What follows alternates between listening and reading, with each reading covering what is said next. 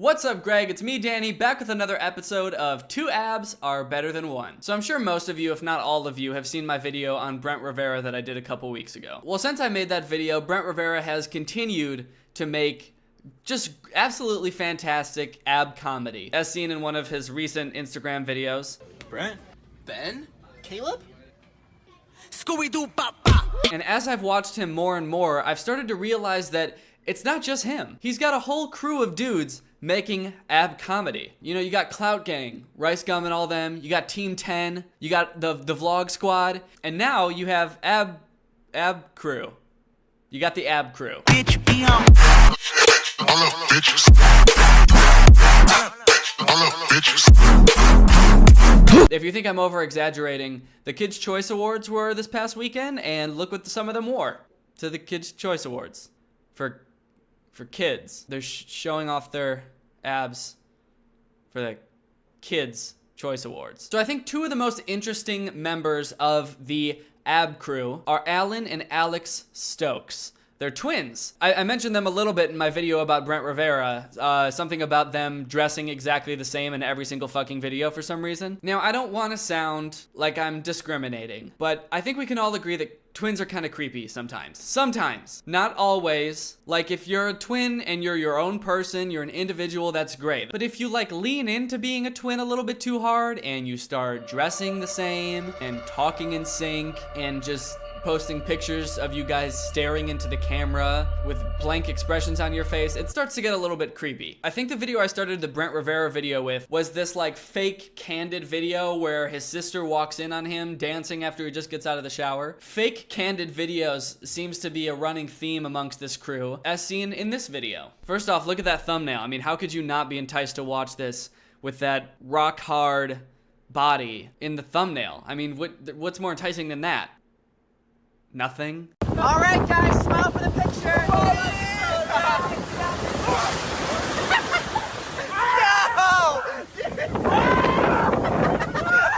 So, I mean, clearly this is real, right? What a fun, candid video. You know, when you're hanging out with your friends and you're gonna take a picture, and then one of your friends who's not in the picture or taking the picture is like, hey, let me film you taking a picture of our friends. Okay, look at this thumbnail too. That one friend who's always late. And it's our boys, the twins, and they're in matching pajamas with their shirts off. So I can't wait to see what this is about. Hello? Yo, where you at? Oh, I have a weird observation about this. This song, I think it's called What the Hell by Avril Lavigne. It's in a lot of Instagrammers use this song. This song came out in 2011, and for some reason, I keep seeing it in like Instagram comedy videos. I'm pretty sure they've used it, Brent Rivera's used it, Michael Gilgan's used it, Paul Zimmer has used it. Why does every Instagram comedian that I make a video on use this song? Is it one giant conspiracy? Is Avril Lavigne behind bad Instagram comedy? Anyway, back to the video. You know we have to leave for the zoo in like 5 minutes, right? Oh, that's right, the zoo, yeah. I'm actually in my car right now. I'm driving over there. Okay, hurry. Okay, all right, bye. Uh-oh, it looks like he's gonna be late. Oh no, what's it gonna do? What kind of fun twists are gonna happen in this video? They've set up the premise that he's late, and now what's gonna happen? Dude, it's been 10 minutes. Call him. Hello? Dude, where are you? It's been 10 minutes now. Oh, yeah, I'm like right there. I'm like right around the corner. Okay, you better hurry because we're gonna leave without you. All right, see you in a little bit. Uh-oh, he's still late. I wonder what kind of fun twists are gonna happen next. Hey, you. Dude, where are you? It's been 30 minutes now. I'm actually like right in front of your house. Like I'm like right in front. Do you see me? Uh-oh, it looks like he's still late. I wonder what kind of fun twists are gonna happen next. I don't see you. Really? Maybe you're at the wrong house. You know, I think I know how my house looks like. I think I know how my house looks like. That's a weird sentence. I don't think that's correct grammar. I think I know how my house looks like. Hey, you guys ready for the zoo? It's 2 a.m. It's 2 a.m., loser. Can't you see me and my brother are trying to sleep in our matching pajamas with our shirts off in the same bed? So, what does that have to do with anything? Okay. I'll take that as a yes. Oh man, Brent, when are you gonna get a clue, man? They don't want to go to the zoo with you anymore. I'd really like to be in the room while they come up with the ideas for these videos. Like, do they start from the basis that they have to be shirtless and then build the idea around that? Or do they just try to cram being shirtless into pre-existing video ideas? Like, do they come up with a really funny idea and then they're like, well, oh fuck, I can't think of how to fit me being shirtless into this video. I guess let's just throw it out and just do what best friends do in the car again for the 7th time. Ooh, twins can sense when the other one is in trouble. Now this one, the thumbnails, he's not shirtless, so I don't know if this is gonna be very good, because I only like videos of shirtless twins, so I'm not really sure what they were thinking here, but let's go ahead and check it out anyway. Bet they give me a pound. Tell them put the money in my hand right now. Better promoter, we need more seats. We just sold out all the floors, see. This video would be way less confusing if they weren't twins wearing the exact same clothes. I feel like every time it changes shots, I'm like, okay, who am I watching now? What is he going under? Is the dude falling, going under the bench, or is that the dude who's going to save him? If he's going to save him, why the fuck did he go under the bench? He could have gone around it, over it, through it.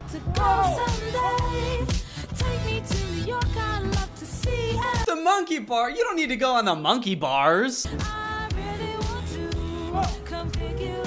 I got you, Alex!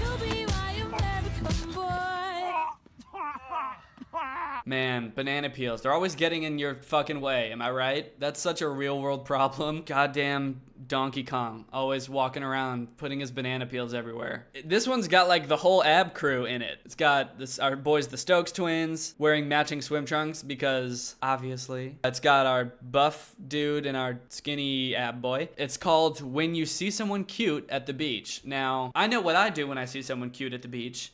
I sit there and I look at the cute person and I think, that person's cute. So if this is relatable, that's probably what where one of them notices a cute girl from across the room and he's like, hey, look at that cute girl. Let's all go and slowly walk towards her while we just stare her down. I think usually just one person will go, the person who wants to talk to the girl. I think it's probably rather intimidating to see this group of clones, a buff dude and a skinny dude walking towards you. No way they have a chance with that girl now. Girls don't date boys who fall. Girls don't give a shit about boys who fall. I can tell you that right now. You know how many times I was rejected because I fell? Probably over 100, honestly. This video is pretty good. I have to rate it a 9 out of 10 because there were no monkey bars, but other than that, this video was fantastic. You know what I wonder? I wonder if you have to have abs to be friends with these kids. Like, let's say they meet someone new at a party, they start texting, they really hit it off, they hang out a couple times,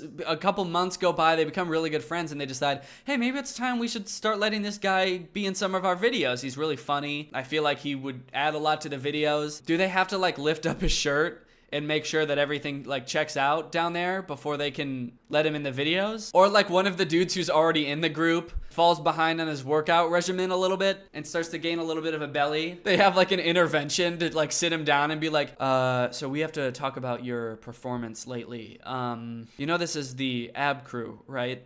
So if you don't get your shit together, we're cutting you out of the vids, all right? So that's their Instagram videos. Their pictures are pretty creepy too, these twins. They do this thing in a lot of their pictures where they just stare blankly into the camera, kind of like Paul Zimmer does. Like, why not just smile or something? They look like farmers from the 1900s when it used to take like 10 minutes to take a picture, so they didn't want to smile for that long, so they would just sort of like, they all took pictures like look at this picture. Never a dull moment with my twin. Really? Because you look pretty fucking bored. You're in the most beautiful place I've ever seen. You're wearing matching swimsuits, you're twins, and you're on his shoulders, and you literally could not look less bored. You're just like, this is fine. Our mom says we should smile more in our pictures, so here you go. They're not smiling. They're not even smiling. Is this what they think smiling is? He's like kind of smirking, and the other one is not even trying. Is it a joke? I can't tell if they're joking or not, or if they really, does he really think that that's a smile? Oh, and this one, always room for one more. They've always got room for one more identical twin to dress the exact same way and stare into the camera with a blank ass stare. Actually, wait, always room for one more. What does that mean? Does that mean they're looking for a third twin to be in their videos and their pictures and could this be my big break? I really never thought of myself as a Stokes boy, but I mean, do I even have what it takes? I mean, I do look pretty dead in the eyes, but I don't have a six-pack. There is something about their content that I want to get in on this. Okay, I don't really see anywhere to submit a video or anything like that. I'm not even sure if that's really what they're asking for, but I can't pass up an opportunity like this. I mean, this could be huge for me. Alex, Alan, and Danny. I'd fit right in. All right, I gotta make an audition tape or something. I gotta audition to be a part of these boys. What's up, dude? Yo, what's up, man? Check out the It for this video. As always, if you're not part of Greg yet, make sure you hit that subscribe button and turn on notifications. For some reason, my last video didn't go out to all my subscribers. I kept getting tweets that it wasn't in people's subscription boxes. That's never happened to me before. I'm not really sure why it happened. But if you actually want to get notified when I post videos, if you hit the notification button, you'll always get notified. We're the strongest army on the internet. We're not like the Jake Paulers, where they just say we're a strong army. We actually are an army, all right? There is a mandatory draft. We have nuclear warheads, tanks, uniforms, you name it. So if that sounds fun to you, hit that subscribe button. If you want to pick up your Greg merch, by the way, it's at DannyGonzalez.store. There's a link in the description. You can get this hoodie, that hoodie, this hoodie. Thank you, Lauren, for turning on my notifications. You are truly Greg. I'll see you guys next time with a really good video. Bye. What's up, Greg, and welcome back to a very special video. I have something super exciting to show you guys today because I think I have found my new favorite TV show. It's called Mountain Monsters. The reason it's so exciting and so special to me is that you guys have seen me talk about kids channels on YouTube, right? Think back to like when I talked about the Scherer family, remember? That family that was obsessed with finding like a pond monster in their pond in their backyard. Or you had those YouTubers who wanted to find the Game Master. They had this villain that like they were always chasing in their videos and it was all clearly fake and they never found him. And it kind of seems like they didn't really write out the script at all and they kind of just made it up as they went along. Well, I have found a TV show that is like that, but instead of on YouTube, it's on TV, and instead of for kids, it's for people who watch the Travel Channel, which I don't think is kids. But this show is legitimately like the quality of a 2016 children's YouTube channel. It's awesome. It seems like it's unscripted. They just dick around in the woods. I love it. I have not watched an entire episode of it yet, but I've watched a lot of clips of it on YouTube, and it is my new favorite show. I'll show you one of my favorite clips of it right now. It's called Buck, Huckleberry, and Jeff Are Kidnapped. We're in Wood County, West Virginia, and that road team pushed all three of our guys in the back of that van. Me and Wild Bill's gonna haul ass across this field and try to catch up with them. One of the only downfalls in the show is that all of the members of the Mountain Monster Hunting Squad have the thickest southern accents in the entire world. The show needs subtitles like 100% of the time, so if you're not following right off the bat, I don't blame you. Here's what's happening. So this show follows this group of mountain monster hunters. They hunt monsters in like the southern United States around like the Appalachian area. And I guess during one of their mountain monster hunting activities, Buck, Huckleberry, and Jeff, three members of the crew, are kidnapped by masked men. This immediately intrigued me because in this show, their only adversaries are monsters. You'll see, it's like they hunt like Bigfoot, Wolfman, Chupacabras, etc. So the idea that they're getting kidnapped by three men wearing masks is very intriguing to me. It's like, are they working for a monster? Are three like normal guys, their day-to-day job is working for a monster? Does it pay them? But nevertheless, these three get kidnapped. The other two members of the crew are there looking, watching it happen, and they go off chasing them. Now you can have your camera back. Take the hood off. You don't know where the hell you're at. You can film all you want now, big boy. Say cheese. The van stops, a guy gets out and comes back and gives us our camera. Super nice of them to give them their camera back and to let their entire camera crew actually come with while they're being kidnapped. Very generous. Kidnappers don't usually let them do that. Say cheese. Also, in this moment, I feel like we should be worried for these three guys' safety. They're being kidnapped. They're taken somewhere. They don't know where they are. They're probably gonna get eaten by a monster. But then they start showing clips of like confessional footage of them talking about what was happening that was clearly taken after this whole thing subsides. So I'm no longer worried about them at all. Obviously, they're all safe after this. All right, Jeffrey. Yeah, I'm doing fine. Keep the fucking talking to a minimum. Jesus, dude, they switched up so fast. They were like, go ahead and record. Yeah, film as much as you want. Here's your camera even. And we'll smile and say hi to your camera. And then they're just like talking and back about how scared they are. And the guy's like, shut the fuck up. Keep it down back there. Keep the talking to a minimum, all right? And keep the filming to a maximum. You guys are gonna want to get this on camera, buddy. Maybe they don't want them talking because it's gonna ruin the footage. They know how good this is gonna be for the show and they're like, shut the fuck up, you're gonna gonna ruin it. We're the producers of the show. Shh, we're gonna make great TV together. Me and Brother Willie, we're recon around this cabin. We're gonna get up there and put an eyeball on it, see what the hell is going on with our team members. Huh? I don't know what it is about these guys, but every time it cuts to a confessional, not only are they just like incoherent, but they're also screaming. See what the hell's going on with our team members. It honestly actually makes it seem like whatever is about to happen is extremely traumatizing. If like when they get them in front of the camera for the first time afterwards, they're like, I don't know what the fuck just happened, dude! Anyway, the masked men take them to this cabin in the middle of the woods, they take them inside, they chain up the cameraman, and then they sit them down. The light kicks on right in our face. You can see a mirror on the wall, and you can see a speaker and a camera. I've never seen a place like this, but it looks like an interrogation room. A mirror, a speaker, and a camera? I've never seen a room like this in my goddamn life. That's the scariest, most nonsensical combination of things I can think of, dude. A room has no right having all three of those things. Actually, I hate to admit it, but the room I'm sitting in right now actually does have all three of those things. A camera, a speaker, and then there's a mirror over there. Because I'm a monster. I've never seen a place like this, but it looks like an interrogation room. You've never seen a place like this? There's literally episodes of this show where you guys like fight Bigfoot and you're thrown for a loop by a room with a camera and a speaker and a mirror. This whole situation is weird. I mean, yeah, man, I agree. Hello? Oh, shit. Come on. Sit down.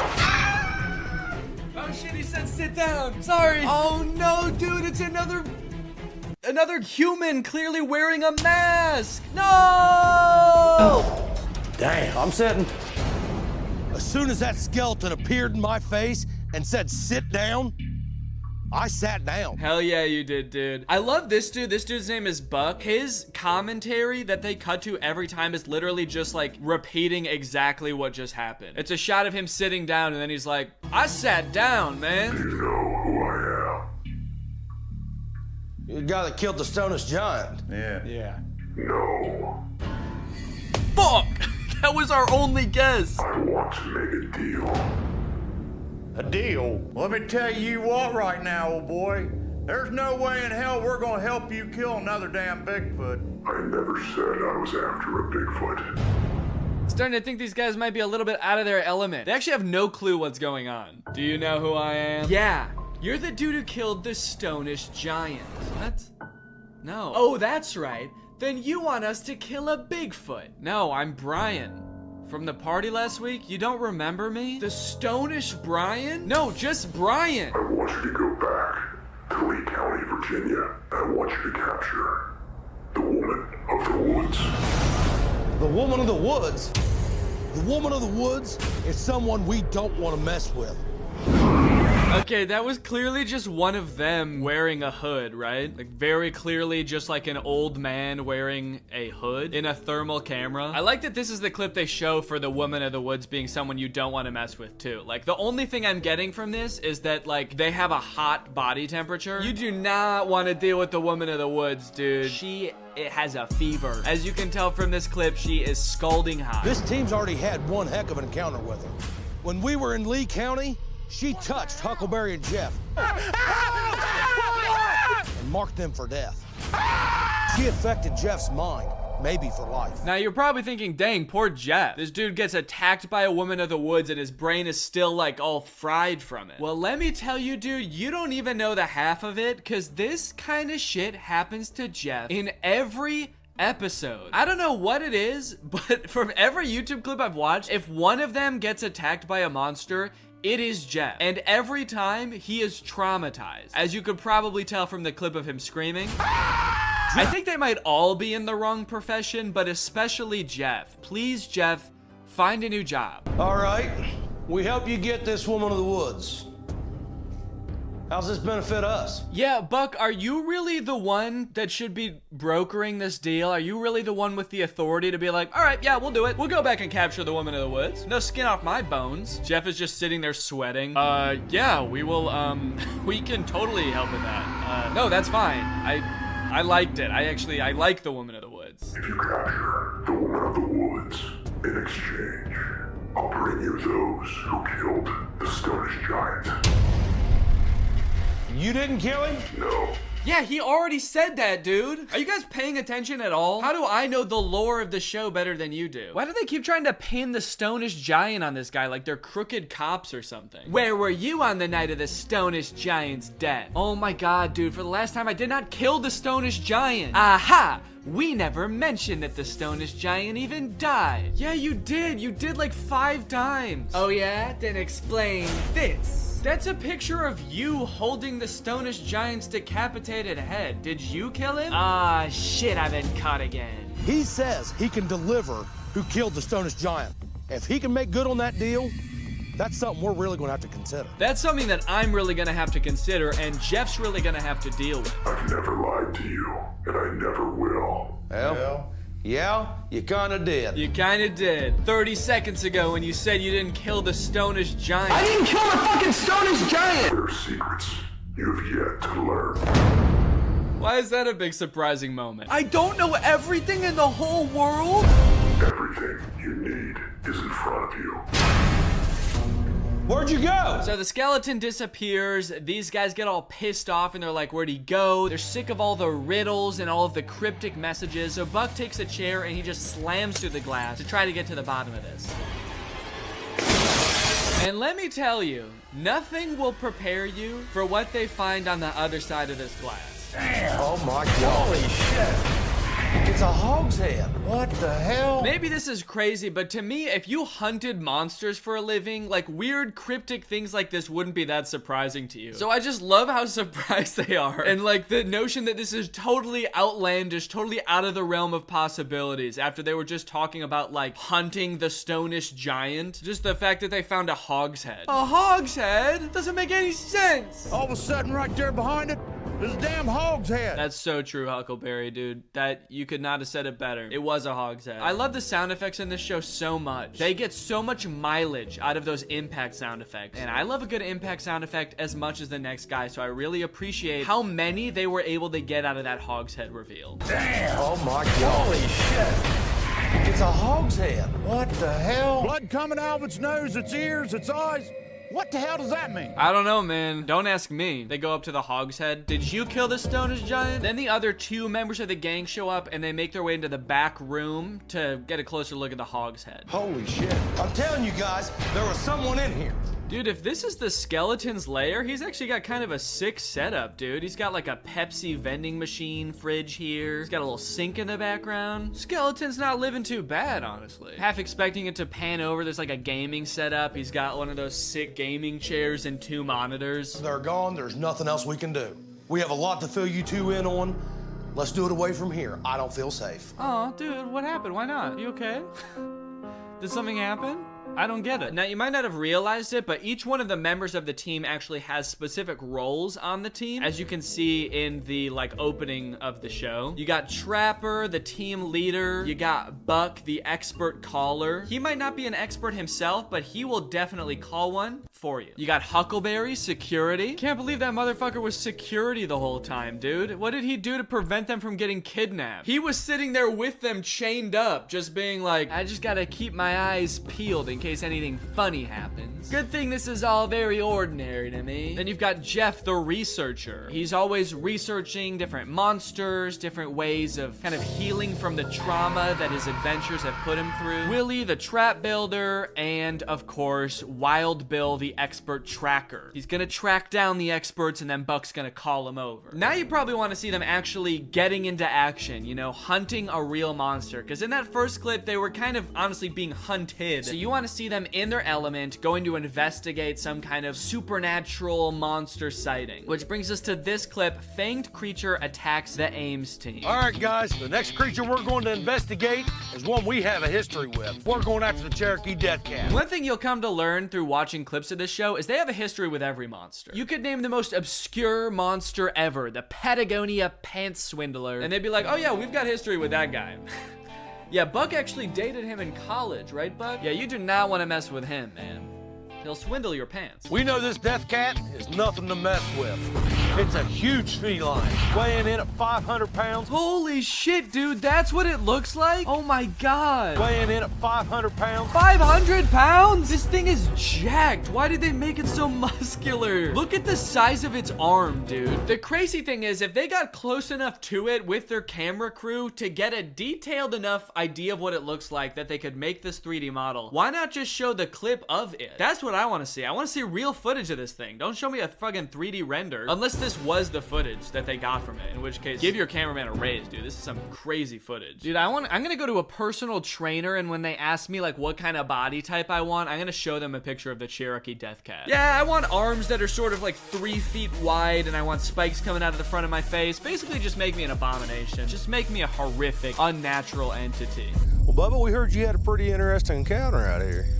Well, yeah, we did. So when we're coming out of the woods, I was along about that tree right back there, and Dad was in front of me on that little bank, and he just stopped dead. And he said, "Did you see that?" And I said, "See what, Dad?" And he said, "That big cat." And he said, "Son, that cat was 8 or 9 foot long." Said it was huge. Dad, go on. 8 or 9 feet, man. Dude, if that cat they showed was 9 feet long, that's so big. I'm sorry, Buck, Huckleberry, and Jeff. You do not stand a chance. What are you gonna do? A 500-pound, 9-foot-long demonic lion? What is your plan? This dude, Huckleberry, is not enough security for you guys. You're gonna need more than Huckleberry to protect you from a 9-foot-long lion. And Dad said leapt through the air and hit right there on that bare spot on that tree. Okay, so the story is that this lion jumped from this log all the way over to that tree, somehow landed in this tree without snapping it in half, first of all. And his dad saw it and he didn't? How do you miss that? If anything, you would at least hear it, right? You would hear like the loud thud of a 500-pound creature slamming into a tree. What were you doing when this happened? I'm interested to see how far it is from that log up to where it lit up in that tree. That's a pretty long shot. I want to get a measurement and see exactly how far this big cat jumped. That's right, Buck. That is what you did.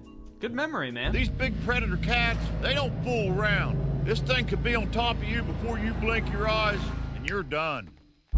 Something big's been through here. What's your solution to that? He was like, man, this thing could snap my neck from behind and I would never even know it was there.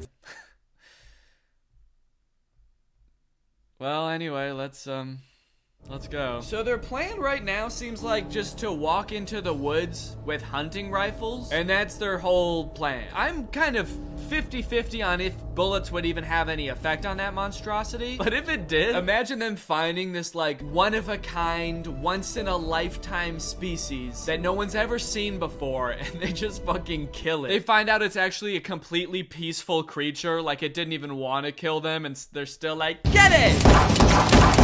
Check this out. There's a pee post.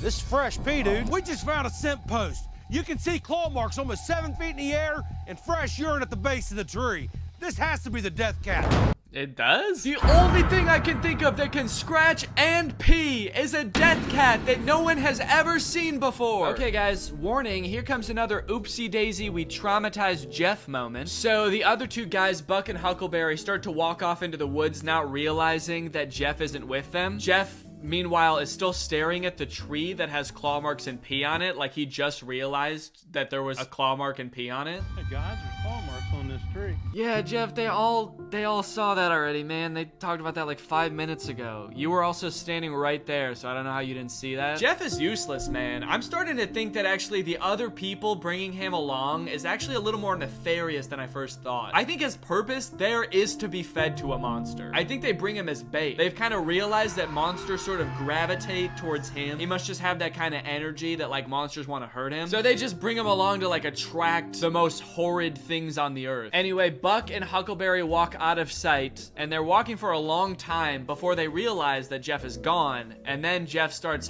hollering from within the woods. Jeff! Jeff! Here's the tree we left him at. He's not here. Here's the tree we left him at. Here's the tree we left him at. You guys didn't even realize you left him until you were like a mile away from him. How do you know where you left him? See, it's shit like that that makes me think that they're up to no good. Here's the tree we tied him to. Where'd he go? There's like a trail of blood leading away. Oh, thank goodness. This'll lead us right to the monster. And Jeff, of course. And our friend Jeff. Wait, Jeff, hold up, Jeff. Jeff, Grab it. Jeff. It locked eyes on me. Oh my gosh, that scared me to death. Jeff, talk to me, dude. What's wrong? What's wrong, Jeff? What the fuck, man? Why won't you talk to us? He already said it locked eyes on me, and they're like, what's wrong with you, dude? You're acting weird. We just got up to Jeff, and he shook up. Jeff, settle down, settle down. What happened, dude? Still taste his breath. What? Did you kiss the death cat? Buck's like, what did you just say? Dude, you know me and the death cat have a history, right? That's kind of fucked up. Are you hurt anywhere, Jeff? Are you hurt at all, dude?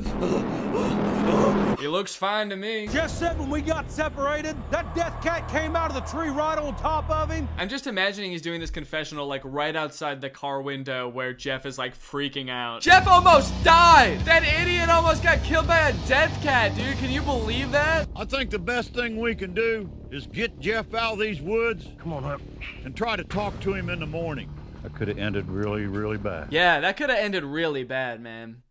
Thank God it only broke Jeff's mind. All right, guys, well, I hope you've enjoyed this look at Mountain Monsters, my new favorite TV show that I've never watched. If you're not subscribed yet, make sure you subscribe and turn on my notifications to join Greg. Greg's what I call my subscriber base here on YouTube. We are the fastest growing army on YouTube. Please do not look that up. Hope you guys enjoyed this one, and I'll see you in the next one. Bye. Have you been targeted by deeply disturbing ads on Facebook, Instagram, or YouTube? Ever seen a movie that's so bad it's actually good? Well, you're not the only one. It happens to me, constantly. Please make it stop. On my channel, I make jokes about it. It's goofy, it's funny, but most importantly, it's silly. Please subscribe to my channel. You know you're never gonna make it in this town, right? You stupid little weasel boy. You ugly, dirty little weasel of a man. You're not a chipmunk, you're not a monkey, you're not an elf, and you're not a chipmunk, alright? You're a weasel, a dirty little weasel. Ow, ow, yeah, you like that? Oh, you like getting spanked like that? Hey, why don't you subscribe to the channel, huh? Please subscribe to the channel, subscribe to the channel, otherwise I'm gonna keep spanking this little guy, huh? Yeah! Oh, yeah. Alright, everybody, welcome back to the second channel. This is my second channel. It is not my main channel. This is where I like to get a little bit goofier, a little bit wackier, a little bit unscripted. I might do something crazy. I don't have a script, baby. I'm not playing by the rules over here. And today, of all days, I am going to be jumping back into the subreddit. It has been a long time since I've been in the subreddit. The last video I made was 10 months ago. 10 months was the last subreddit video, but I'm back like nothing ever happened. Crack open a sparkling water and get ready to sit back, relax, and let's go through some memes. Oh yes, baby, that water is sparkling. First post, does Danny come here anymore? Has he forsaken us? Yeah, probably a lot of you are confused why I haven't made a subreddit video in a long time. I don't know. I've come to the subreddit occasionally to look at the posts, and I haven't seen anything that I'm like super interested in talking about, but it's been so long at this point that I feel bad for not like checking in. I think it'd be nice to check in here every once in a while. I don't think I'm gonna make subreddit videos super often. I've kind of been focusing on this channel more on other types of videos. As you can probably tell, I've been posting a lot more on here, but I do think that every once in a while it's nice to get on here and just say what's up and just kind of say how's it going. And so that's what we're gonna do here today. Okay, I'm gonna go top, and then I'm gonna go, maybe I should go this year, because it's been 10 months. Oh wow, 9 months ago was the fake Minecraft speedrun. I haven't done a subreddit video in a long time, dude. This was so long ago. Well, yeah, that was a really fun video. Honestly, maybe the most proud of a video I've ever been. I think that that video turned out really good. I'm actually shocked that I pulled that off. It could be the greatest trick of all time. And it was all just to fuck with Curtis. So yeah, I'm super proud of that. Okay, I guess 10 months ago, the whole Titanic submersible thing was happening. And I saw this video getting posted around a lot. Just found out about the Titanic. Why would they get on that boat? Haven't they seen the movie? I saw that clip getting posted around so much when the whole submersible thing was going on, and a lot of the posts had like a ton of likes, which is kind of crazy because that's like one of my least popular songs, because I made it for a re-uploaded version of a video, so a lot of people probably didn't see it, but it's called Sad and Deep. I think I kind of went off on that song. Danny's not slick, and it appears to be some kind of ancient statue. Alright guys, yes, I'll admit it, I did travel back in time and become the Emperor of Rome. Sorry. I guess I have to spoil my new video early, but yes, I did trick my audience once again. So who is this? Oh, okay, at the Victoria and Albert Museum in London. But who is he? Is he Victoria?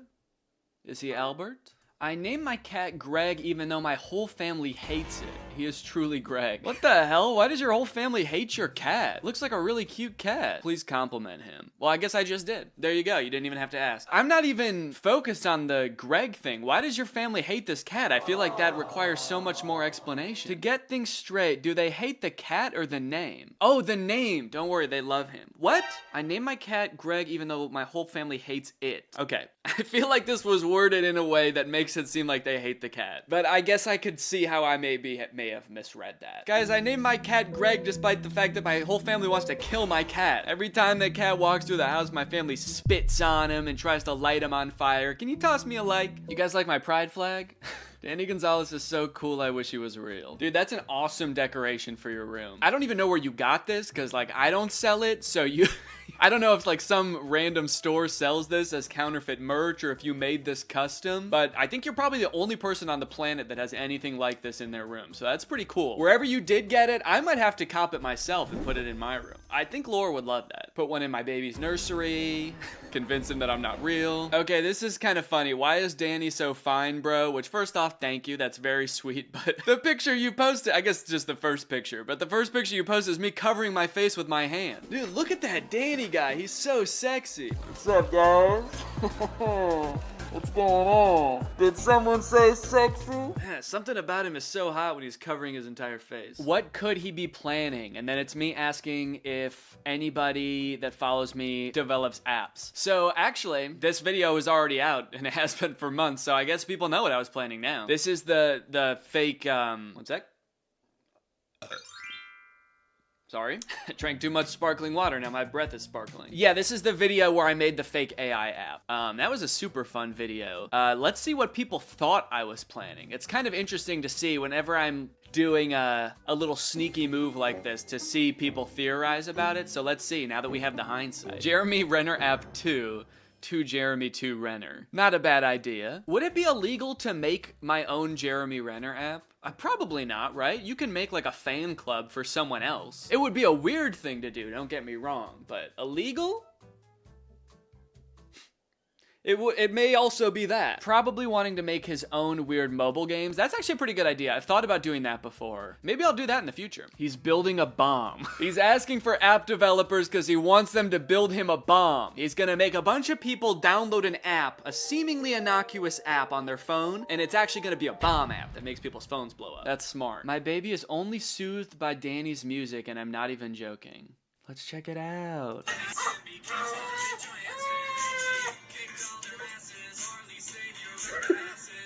That's so cute, dude. What the hell? I haven't even showed my own baby my music yet. Maybe I should now. That's so cute. Honestly, it's probably just the fact that you're holding a phone in front of their face. I feel like babies are mesmerized by that sort of thing. Any giant screen or anything, babies go crazy for that type of stuff. Whenever we're at a store or a restaurant that has a screen, the baby has gotta be looking at it. Baby cannot be reached. Babies gotta look at the screen. All right, well, person who posted that, if your baby's watching this right now, I'll sing for them so that they'll stop crying. Ready? Hey, little baby, stop crying now. Hey, little baby, turn that frown upside down. Hey, little baby, don't poop your pants. Hey, little baby, do the poopy dance. You know what, even if you're not this person, if you have a baby, go ahead and show them that. I want to see if this is like a universal baby thing. And that was off the dome, in case you were wondering. That was totally freestyled. I'm really good at freestyling baby songs now, dude. You wouldn't believe it. The skills that fatherhood brings, unparalleled. Okay, someone else posted a cat and said, what should I name this bad boy? Trying to think of an original cat name. Maybe Greg? I guess it depends what you should name it. Does your family hate the cat or not? Do they want the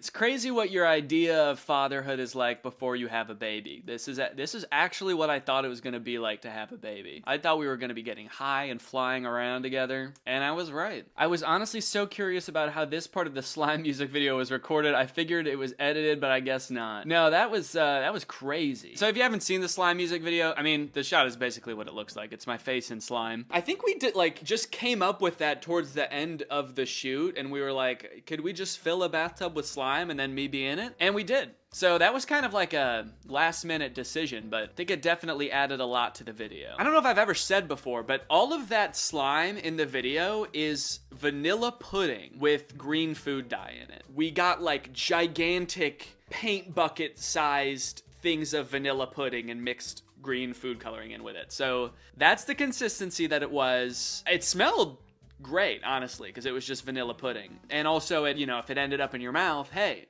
it's just pudding that I have been soaking in, so I guess that is kind of gross, but dude, I should start selling that. Who was that streamer that was selling bath water? I gotta start selling bath pudding. Who's gonna buy my bath slime? No memes this, no memes that. Can we all just congratulate Danny and Laura on their journey into parenthood? Oh my gosh, dude. I haven't looked in this picture in a while, but his hand is so tiny. His hand is much bigger now. It's not like an adult size hand, but he was like a few days old when we took this picture. Oh man, that's so sweet. Thank you guys.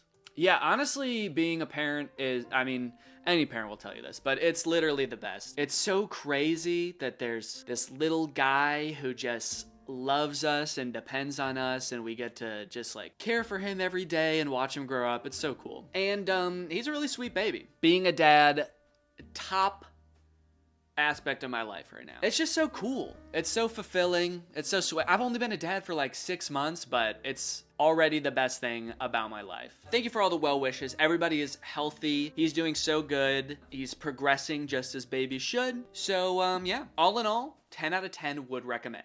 Oh, speaking of babies, funny story. It's not that funny, but I'm gonna tell it anyway. So the tactical stroller, we still have it. It's at my parents' house. My parents live in Texas, and so we wanted to make sure that we had a stroller that was there when we go visit them, and we just did that for the first time. So I actually got to use the tactical stroller with our baby in it for the first time. The experience was, well, in some ways better than it was when I was reviewing it in the video. I didn't trip over the stroller at all this time. I know I did that a few times in the actual video. I will say, it still was not a super nice stroller. We have a very nice stroller now that was gifted to us. It's called the Uppa Baby Vista, and I think it's around the same price as the tactical stroller, and honestly, I hate to say it, but it is a lot nicer than the tactical stroller. Now, keep in mind, I did shoot the tactical stroller with a paintball gun, and I tripped over it many times, so maybe it's not in the best shape, but still I really prefer our stroller, and weirdly, it's not as girly looking as the Tactical Baby Company made it seem like it would be. It's just like a black stroller. I don't even have to worry about looking like a woman when I walk the baby. Okay, let's go maybe top of this week now, just to see what's happening in here lately. Me and my twin sister's 16th birthday cake featuring Danny and Drew. That is very cute. And a happy birthday to you and yours. Every time Danny says H, Who is hold here? Have to head here. Whole hates them. How kids hate their parents. The hates her. Heard me. Dude, this is awesome. I've always wondered what this would be like if it was just me saying words that start with H. Why on earth would you do this? And how could you possibly have the patience to do this? You are my hero. I took a fast-ass nap in the middle of making this. Whoa. Neither answered nor acknowledged what this person said. They said, why would you do this? And how could, I guess they answered, how could you do this? By taking a nap in the middle of making this. Okay. As to why, we will never know. That is pretty epic, though. Who is Robert? I don't see enough people talking about this, but who is this Robert guy helping Danny with second channel content? I'm calling it. We're gonna get a video like, I hired a content guy to make content for me, but you're not gonna fool me, Danny. I've caught you. Yeah, I sort of realized that I never really explained who Robert is. Robert is a comedian that I hired a few years ago to just help me find ideas for videos. He helps me outline and write videos. He's been doing this for a few years now just because I have always felt like the hardest part of doing this is finding things to talk about. So that's the reason that I brought him on, and he's been mostly helping me with the main channel up until very recently. He's been helping a ton with the second channel. Basically, when we were getting ready to to have the baby, I was kind of stressed because I was like, I'm not gonna be able to post videos as much because I'm gonna want to be spending a lot of time with the baby. So I was trying to figure out a way where I could post more but not have to do as much of the background work. So I was like, well, a good compromise would be I'll just post on the second channel. So for those, I don't really need to be the person outlining those videos. I just need to be the person like doing the commentary, live reacting kind of thing. So Robert has been doing a lot of those videos, just like, you know, we'll come up with topics and then he'll just go through and find like a bunch of TikToks for me to watch or YouTube videos. And that has been so helpful for me posting more often. It turns out that this has helped so much that I'm actually like posting more now than I was before I had the baby, just because this is such an efficient system. He also is a stand-up comedian and he has a TikTok account, which is how I found him, but he's super talented and very helpful. All right, well, I think that's a good spot to call it. Thank you guys for watching. I'm glad I got to get on here and do another subreddit video, just like old times. I'll see you guys next time. Bye-bye. Hey guys, before this video starts, I just wanted to let y'all know that I've got some new merch. You're a ooey gooey, yummy, yummy, tasty little snack. I'ma hit it from the back. This, of course, is another episode of Dan the Mermaid Man. Yummy, wummy, tasty little treat. Put this record on repeat. Listen while you sleep, baby. These don't look like hair. Baby, you're a princess. Oh, you look delicious. Make me want a chef's kiss. Mwah, mwah, mwah. Yummy. Body like a dead fish. Face like scrambled eggs, bitch. That's a balanced breakfast. Yeah, you're a ooey gooey, yummy, yummy, tasty little snack. I'ma hit it from the back, hit it from the back, babe. You're a chewy, chunky.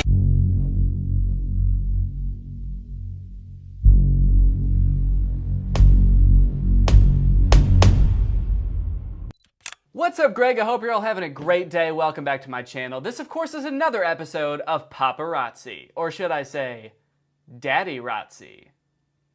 Because, like, Papa like daddy. I've recently stumbled upon a new type of content that I didn't know existed. It's YouTube paparazzi. I've seen channels like TMZ where they go up to famous people on the streets and ask them questions. They're always taking pictures from like miles away at these celebrities. And we are finally at the point where YouTubers and TikTok stars are getting much of the same treatment. There's this YouTube channel called The Hollywood Fix that does do like a lot of mainstream celebrity stuff too, but they also specialize in influencer paparazzi moments. And I don't know why, but like the concept of paparazzi has never really bothered me that much before, but maybe it's because I see myself in other like online creators more than I do mainstream celebrities. But this whole paparazzi thing is pretty weird.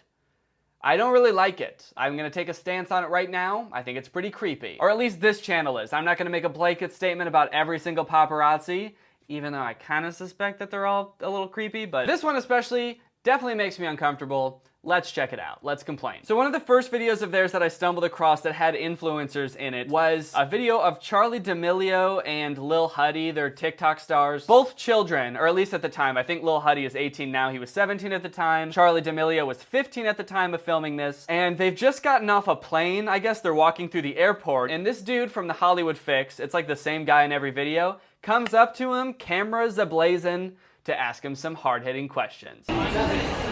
Hey, what's up, Charlie? How's it going? Oh my God. Hey, You can tell right away that they're like really happy to see him. They've just gotten off like what was probably a 5-hour flight. I think they said they were coming back from Hawaii to LA, which I'm pretty sure is like 5 hours. And they're immediately greeted by the Hollywood Fix, who's here to ask them the most uncomfortable series of questions. Hey, what's up, Chase? How's it going? Is this like the hottest new couple? Ah, I see we've immediately jumped to the creepiest line of questioning possible for this grown-ass man to ask these two children. Hey, are you guys dating? You can tell me. You can trust me with your childhood love life. Does he not realize how weird this is? I feel like it's universally accepted that this would be a weird thing to do to two children. Like, imagine an adult doing this to anyone except Charli D'Amelio. Hey, so is this like the hottest new couple or what? What? Come on, are you guys an item or not? We want to know. Who's we? Also, we're 9. Me and all my friends, all my coworkers at my job, my adult job. Come on, we want to know. Fess up. Why do you have a camera? This is technically legal. That didn't answer my question. But it's official now. You guys are a couple. Not officially dating. It's a thing at the moment. It's yeah. I mean, well, let me ask you this. What about you, Ivani? Are you working on any new projects right now? Okay, I get it. Well, then let me ask you this as a rebuttal. Are you working on any new projects? Let me ask you if you're working on any new projects. How was the flight? Well, that was long. As long, I bet I know. I bet, I know. Actually, I don't know if you could tell, I was on the same flight as you guys. I was actually right behind you the whole time. I was the guy with the camera. Yeah, that was me. Yeah, we know. This video is a little bit of a nightmare scenario because this dude from the Hollywood Fix is following them around the airport while they're trying to find where their baggage ended up, like which baggage claim carousel their bags are at. So they're walking around, and I think the dude from the Hollywood Fix looked up their flight to find out which baggage claim they were at. So he keeps telling them, hey, I think you guys are at baggage claim 3. You guys are, I think it's number 3, like over there actually. But they're like trying to ignore him and move past him and also find their bags so they're not listening to him. But I think he is right, and their bags really are at baggage claim 3. So this video is like 7 minutes of them walking around trying to find their luggage, but like not listening to him. Cause like also too, James Charles said that he wanted to collab with you. Can she even hear him at this point? He's like in the back of the group and not talking very loud. I think James Charles said he wanted to collab with you. Anything to say to that? You can't hear me? That's okay. I really just wanted to film you walking around anyway. I don't give a shit what you have to say. I think you guys might be at the number 3. It might be the opposite way. We can find him, man. Oh my god, this is a disaster. Look guys, I think you just ought to listen to him. I think he knows where your bags are. I think he knows way too much about you, but you could at least use it to your advantage just this once. It seems like everybody's talking about the Hype House now instead of like Team 10. I didn't know Team 10, so I wouldn't really know. Oh wow, you never even heard of them?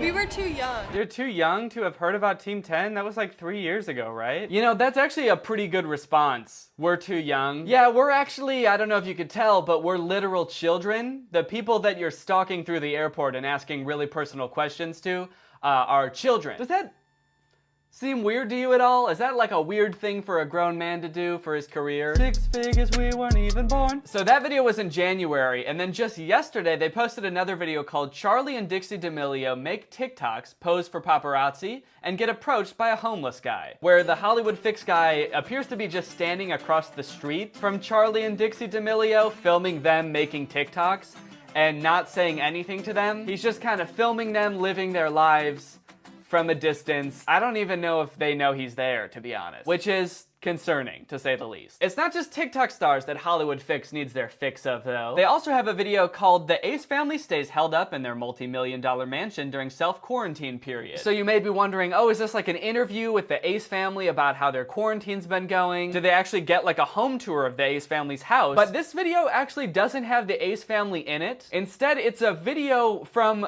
what looks like miles away, where this paparazzi dude is just zooming in on their mansion. Like, he's zooming in on their cars, he's zooming in on their balconies and like into their windows. So wow, what a creepy thing to do. Now, I'm definitely not a big fan of the Ace family. In fact, I would go so far as to say I'm the opposite of a fan. I'm an anti-fan. I'm anti-fan Dan. But oh my god and holy shit, if I ever saw a video like this about my house, I would move to the North Pole forever. Only person spying on me then would be old Saint Nick. That's right, old Santa Claus himself. And honestly, he already sees me when I'm sleeping and knows when I'm awake, and he knows when I've been bad or good, so I'll be good for goodness sake. So honestly, if he wants to peer through my windows on top of that, I mean, what the hell? I'll allow it. Maybe I need to brush up on the law, but this seems like borderline illegal, right?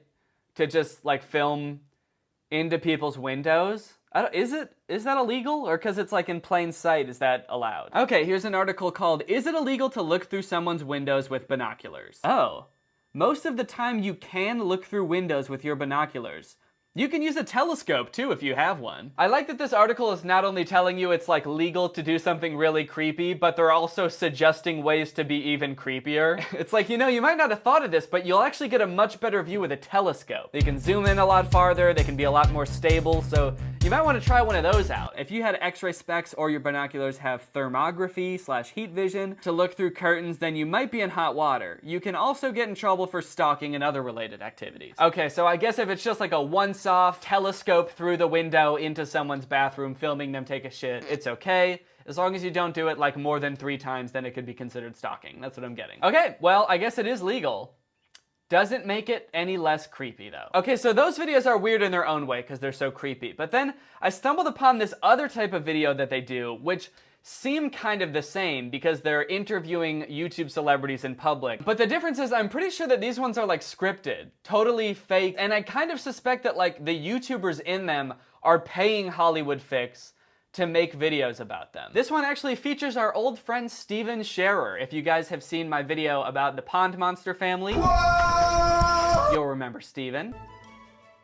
It's a different day now. I was halfway into recording this video when my microphone died. I did not realize it until I finished filming the video, so I will now do this part of the video again. Anyway, let's watch this video. So the interview starts off standard enough. Steven Scherer and his friend roll up on a miniature dirt bike and an electric scooter, which is, I guess, standard for the Scherer family. I mean, what else do you expect? It is weird though, because it looks like they're coming from like the middle of the street or the other side of the street. It doesn't look like they came from either direction that the street goes. They're like crossing the street. So I don't know where they came from, or how the paparazzi knew they were there for that matter, but he catches up to him and starts asking him some pretty normal questions. What in the world is this thing? You like it? This is crazy. What have you been up to lately? So pretty standard questions, but then the questions start to get a little bit more suspiciously targeted. See if you can tell what I mean. I'm recording 2 songs. Really? Yeah. Okay, what are they about? What are they? Man, where do you get these ideas for these songs? Man, all your songs have like 20-something million views. Like your videos are always so big. What are you doing right now as far as merch right now? Because I know you're always like dropping new merch. Your videos are so good and they always get so many views. How do you do it? Do you have any new merch right now that people can go buy? These are questions that the paparazzi needs to know. You found like a secret tunnel way in your house or like a secret passage? Yeah, you're good. You've been watching the vlog. Yeah. Okay, now he's asking like specific questions about Steven Scherer's videos. Does this paparazzi guy watch Steven Scherer's videos? Call me crazy, but I kind of doubt it. He's got so many specific questions about his videos. It's really like he watches all of them. And I also love how he's pretending to think that everything Steven Scherer is saying is like real. Like he's saying that he found an abandoned tunnel in his house that leads to an old escape room. And the paparazzi dude's like, wow, really? That's so cool, damn, that's crazy. I guess you never know when you're gonna move into a house and there's gonna be a tunnel you had no idea about and isn't visible from the outside of the house, and then you find an old escape room that also isn't visible from the outside of the house. Life's crazy, man. Houses are weird. That is crazy. And so what's going on with your neighbor? Like something like Ellen? Yeah, Ellen, she's crazy. I don't know about her. Is she giving you guys like trouble or problems or? She's a little nosy little neighbor, so. She's, yeah, I guess you could say she's kind of a little nosy little neighbor. I guess that's how I would describe her, little nosy little neighbor. How does he know so many details about Steven Scherer's videos? It's insane. So you found a secret tunnel in your house? Yeah. And you went all the way through and found treasure? Yeah. And you spent it all on bubblegum? Yeah. But then you got grounded? Yeah. Awesome. Yep, and that was pretty much the whole video. Actually, and then your mom got in an accident, right? Huh? Your mom, she's in the hospital? She's in pretty serious condition, right? Yeah, but we didn't put that in any videos. That's actually pretty private. How did you find out about that? I heard police suspect foul play. Like this was planned, maybe? Wait, who told you that? They haven't told me anything about that. Yeah, actually, if you take a look at this footage, it looks like the person driving deliberately hit her. Do you think that's true? Come on, yes, got Wait. her. Wait, is that you? Stupid ass. Are you driving? You monster, you're sick. I've always got to be the first one on the scene. You're a sick man. I've always got to get the scoop. You're sick in the head. I've always got to get my Hollywood fix.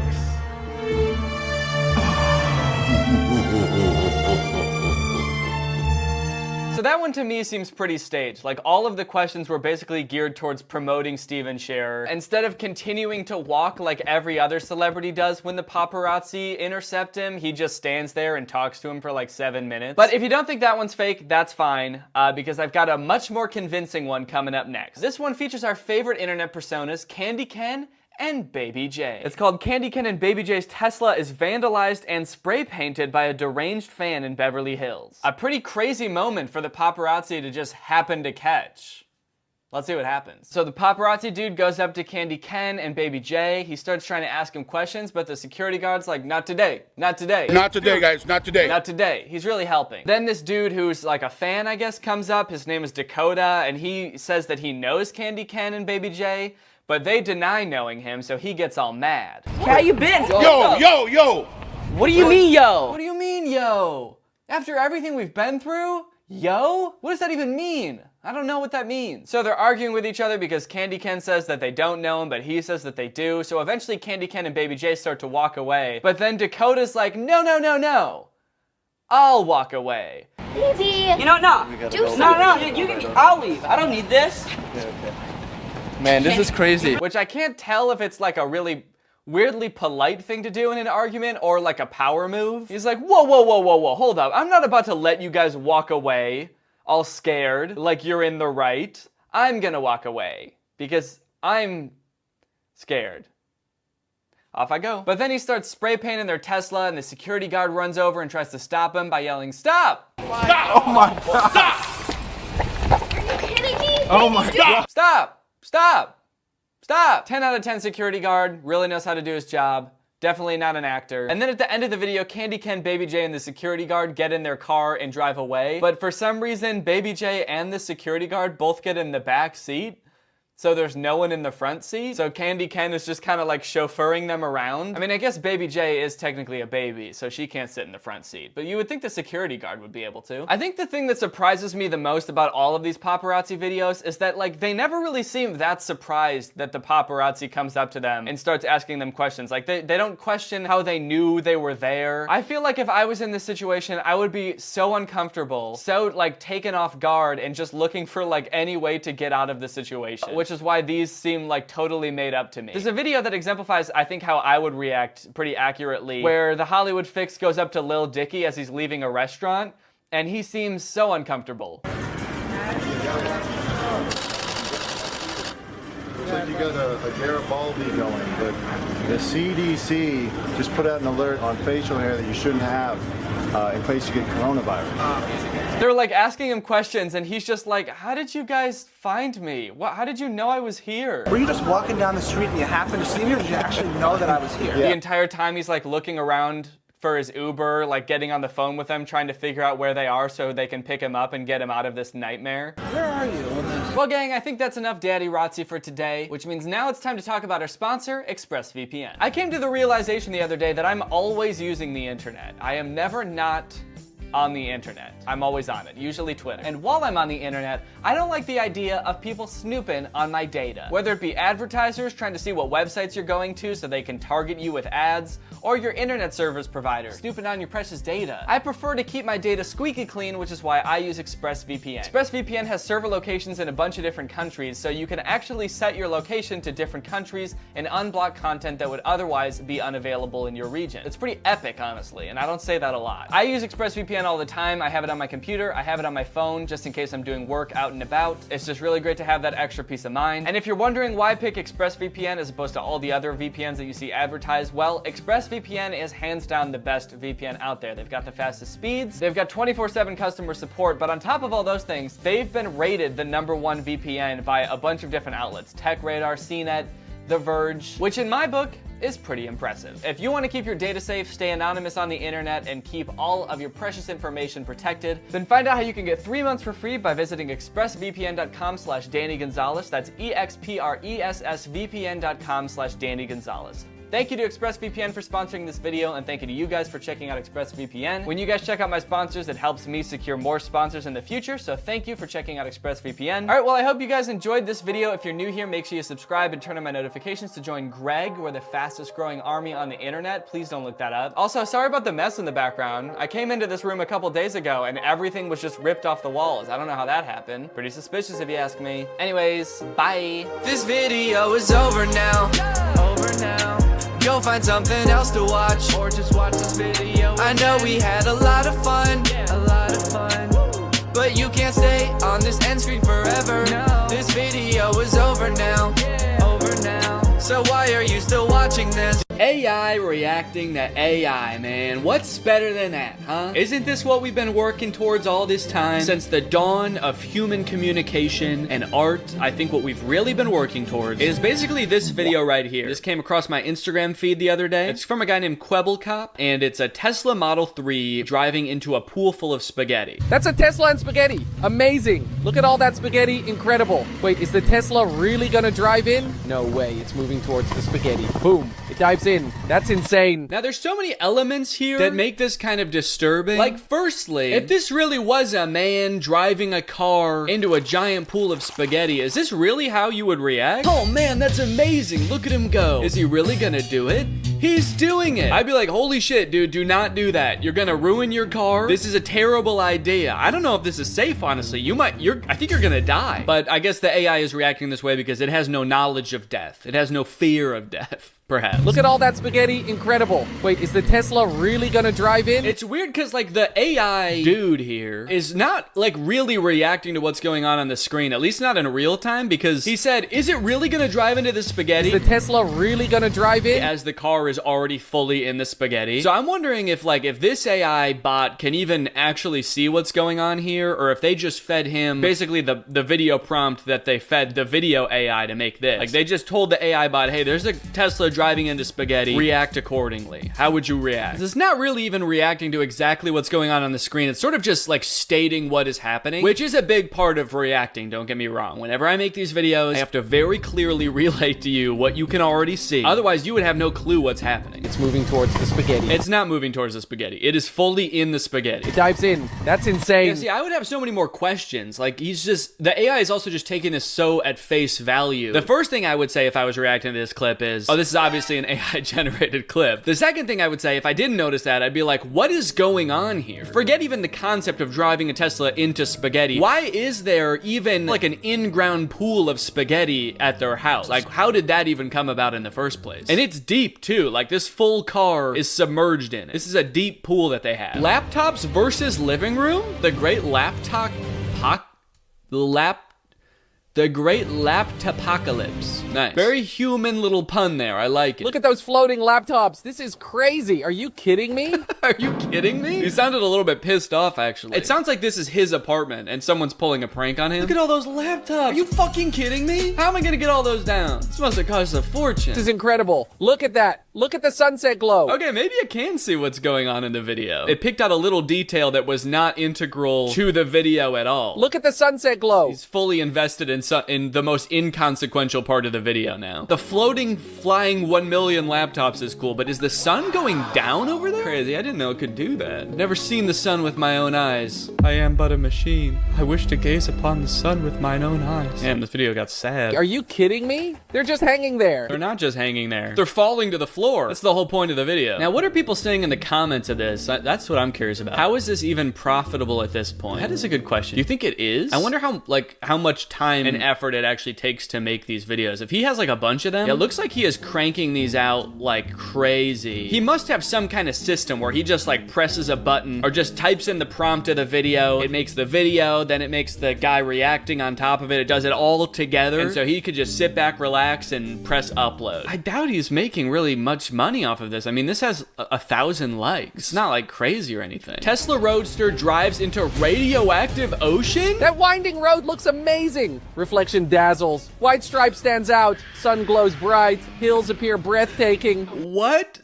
I don't even know what happened in that one. It's just like describing the video in the tone of a reactor. Reflection dazzles. White stripe stands out. Reflection dazzles. White stripe stands out. Countless gray pixels. Weird guy at the bottom of the screen. Oh wait, that's me. I wonder what the deal is with there being Teslas in so many videos. Is that just like an attention grabber? Like people love to look at Teslas, so if you put one in, the video goes viral? Or is this AI trying to tell us something? Sun glows bright. Hills appear breathtaking. Yeah, that's what I noticed about that part of the video too. Hills appear. Yep, there wasn't anything else crazy going on there. There were hills, beautiful hills. I think what's happening maybe is that the reactor is slower than the video. So he is watching the video, but he comes up with so much to say about the first like 2 seconds of the video. By the time he's done with that, the whole video's over and he doesn't have a chance to react to everything else. So the whole video, basically, he's just talking about this scene right here. Hills, curve, white stripe. And by the time it gets to the shark, like he's still mentally right here. So he has no clue about the shark. He'll find out about it in like a couple of days when he gets to that part. Kwebbelkop AI visited Jurassic Park.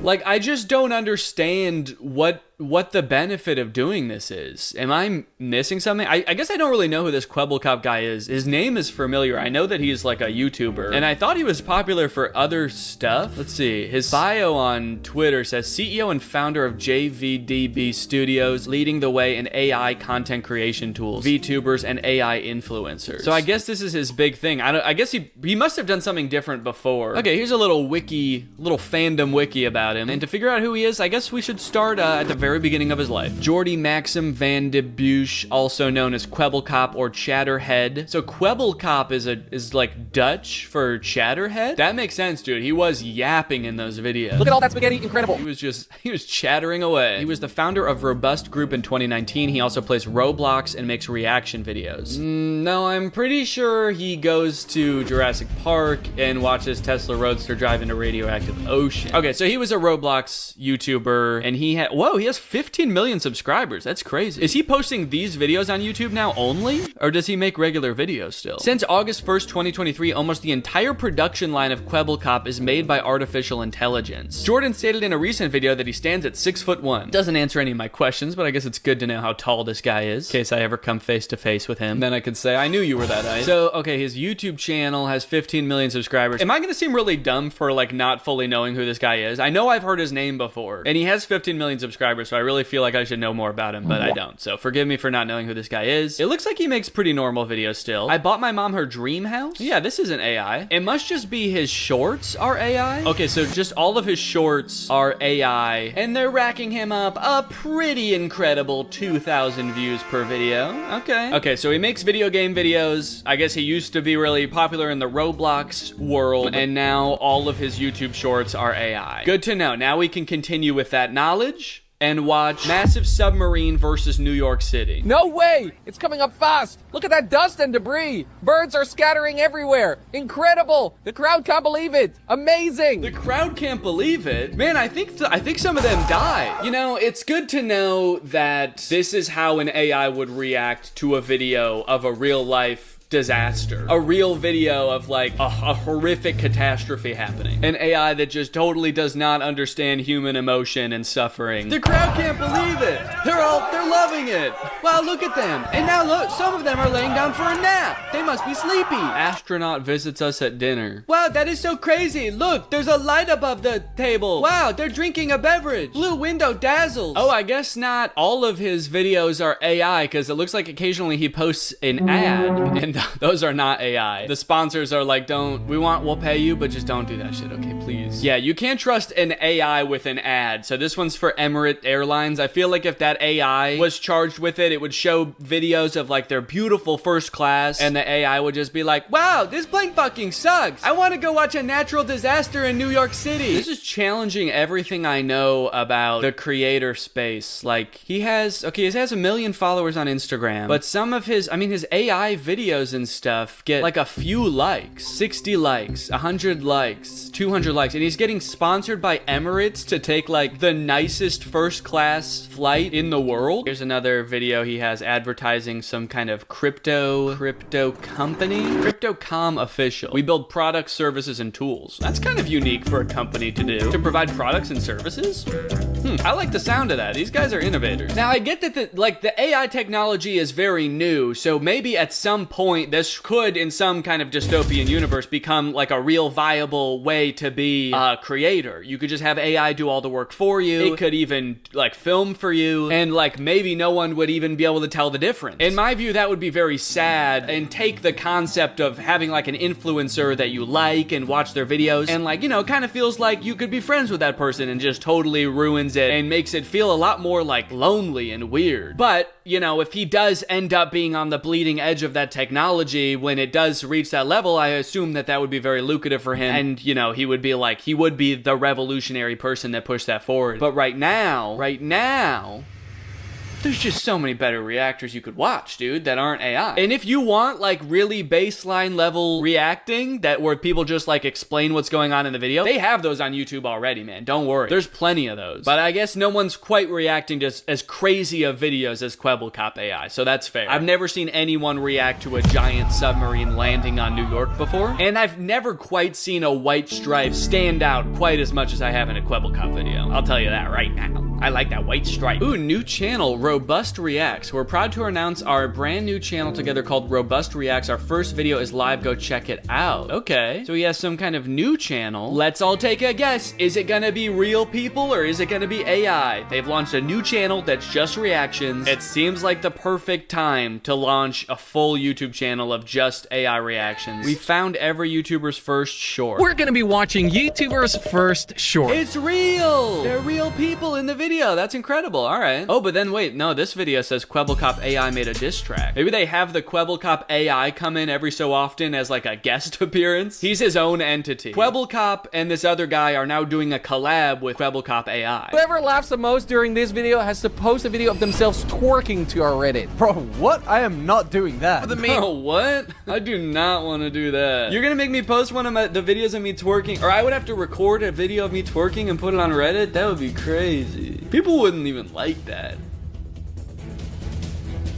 Would they? Who is this content for? Yeah, see, that's really what I want to know. And this comment actually almost has more likes than the video itself. It has around the same amount of likes. It's crazy because it is almost like rage bait content. It does seem like most of his audience on these short videos is just kind of like, these suck, stop making this. But he's just gonna keep making them, I guess, as long as he's getting comments and views. All right, Kwebbelkop, let me offer a little bit of strategic advice. I feel like if you did this, but with actual viral videos underneath, if you stole viral videos and just used Kwebbelkop AI to react to those, I actually think that you could do decent numbers. Now, you would be stealing content, which I don't condone. I'm just saying, I feel like that version of this would work. And this version is just weird because like the video you're reacting to is actually not that interesting to watch in the first place. And when you're doing this like very bare bones reaction type of content, the thing you're reacting to at least has to be interesting. Or maybe do what you're doing now, AIU, AI video, but then on the bottom half of the screen, AI gameplay, AI Family Guy clips. You gotta have something else interesting for us to look at. There's gotta be something that makes me want to stick around, you know? So that's my advice, free of charge, and you just have to promise me that if you become a billionaire, you have to give me actually, what do I want? Shit. I'm in a pretty powerful position now. I guess I could, if he's a billionaire, I could pick pretty much anything. Any amount of money, it could be set for life. My family could be, I want a submarine. Yeah, give me a real submarine, please. All right, well, that's pretty much all I wanted to talk about today. Just thought it was kind of like, kind of weird, to be honest. Bye! What's up guys, it's me Danny back with another hilariously low effort video. I say low effort because today I'm going to be going back and reacting to my old Musical.lys. Now I know some of you follow me on Musical.ly, but a large portion of you might be confused because you didn't even know that I had a Musical.ly account in the first place. When Musical.ly first came out, I used to post like every day, and I'm pretty sure some of them were pretty dumb, and I've like forgotten about a lot of them, so I wanted to go back and watch them and react to them on camera. So that's what I'm gonna do today, so...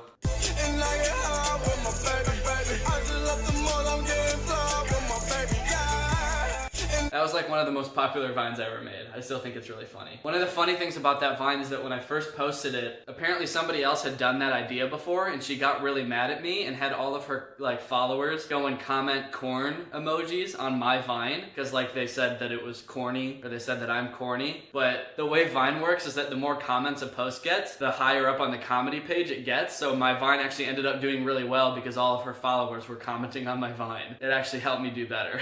Won't you guide my sleigh tonight? What? Because you're dressed up as Rudolph. No, I'm not. Oh! Alright, that was pretty funny, I guess. Classic pimple joke. It's Christmas and there's no presents. I don't get it. Santa should have come down the chimney. Oh God, Santa, you want me to get you out of there, okay? I actually thought that one was pretty funny when I made it. It's not that funny. It is a little funny. A lot of Christmas themed Vines so far. These must have been around Christmas. Let's check this one out. Give me the girl. If you want her, you're gonna have to go through me. Give me the... That's pretty dumb. That's a funny idea. I wish I did that better because I don't know, it's so goofy.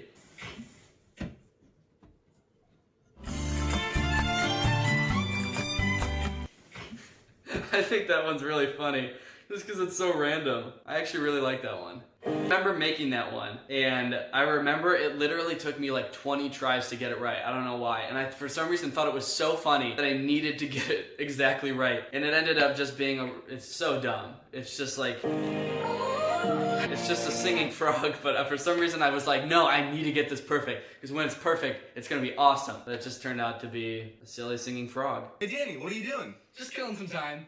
My name's not Time, it's Tim. Danny, what are you doing? Just killing some time. Yeah, that one was alright. I think that was one of the ones that I thought was like way funnier when I made it, and then everyone was like, this isn't very funny. And I was like, yeah, I guess it's not. I just found my tempo like on DJ Mustard. Woo! I hit that. I just found my tempo like on DJ Mustard. Woo! I hit that. Okay, that one I actually like. That one I think is like one of the first actual Musical.lys that I posted. I made that in the Musical.ly app. But that one, that song, Jumpman by Drake, it's got that little, it sounds like a crow or something going, ah, in the background. So I really just wanted to draw attention to that. So the next time you listen to that song, just look out for it. I was wondering when you'd show up. I was wondering when you would show up. Darn it! Villain who can't guess when the hero will come in. That one's alright. Okay, cool. Alright, I dig it. You wasn't sweating me. One time for my LA sisters. One time for my LA hoes. Wasn't sweating me. Call your girlfriend a hoe, Danny. Real smooth. Yeah, that was just a really basic lip syncing one. I think this one is too. How about we just lip sync the song? Also, it's like super dark. Why is it so dark? That's weird. Alright. I'm you from the future. Oh my god! I know. You're so ugly! What? It's forever! I'm you from the... Self-deprecating humor, gotta love it. I'm going live on you now. So if you want to come talk to me and ask me questions or hang out, then my username is Danny Gonzalez. That wasn't really a Musical.ly, but that was pretty cringy, right? I'm going live on you now. If you want to come watch me, my username is Danny Gonzalez. I sound like somebody's holding a gun to my head. Hey mailman, what do you got? Just this letter! Jonathan, I don't love you anymore. I seriously think that's one of like the best finds I ever made. Because it's like so happy at first and then it just gets so dark. And it's got a pun and a darker joke. I mean, what's not to love? Big fast! Fast. Mitochondria is the powerhouse root of them. Leonardo DiCaprio's never won an Oscar. Fast! One of those thoughts in there is Leonardo DiCaprio's never won an Oscar. Like right after I made that vine, Leonardo DiCaprio won an Oscar. And I was like, well, this vine is no longer relevant. That's awesome. Here's a joke. How many ex-girlfriends does it take to screw in a light bulb? Jessica, please come back. I don't know how to change a light bulb. Here's a joke. I like that one. That was funny. Alright, let's check this one out. Hey guys, I just posted a new YouTube video. I put a lot of work into this, so I want to know what you guys think. So make sure you comment on it telling me if you like it or not. Wow, dude. You really needing validation much? Jesus. Hey guys, I really worked hard on this YouTube video. Could you please go check it out and let me know if you like it? Also, it looks like I was promoting my Snapchat on here a lot. I see 2 right off the bat. This message will now self-destruct. This sandwich will now self-destruct. Your baby will now self-destruct. That's a good one. Oh, okay, so I got a lot of comments on my reacting to my old Vines video that I didn't laugh at my things enough. Like, people would say, like, you say that's funny, but then you don't laugh. Why don't you laugh? And it's because I feel like people don't realize that I made these, so I already know the joke. So, like, why would I laugh? I already know how it's gonna end. Like, it's not funny. I came up with it, so it's funny. I know that it's funny, but I'm not gonna, like, be like, whoa, I didn't expect that. Oh no, I just unplugged my phone. Alright, moving on. For the day I die, I'ma touch the sky. I'ma touch the sky.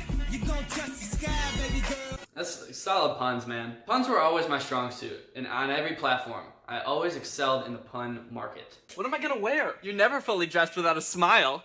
Wait, what are you doing? Stop! What am I gonna... Yeah, that was a stretch.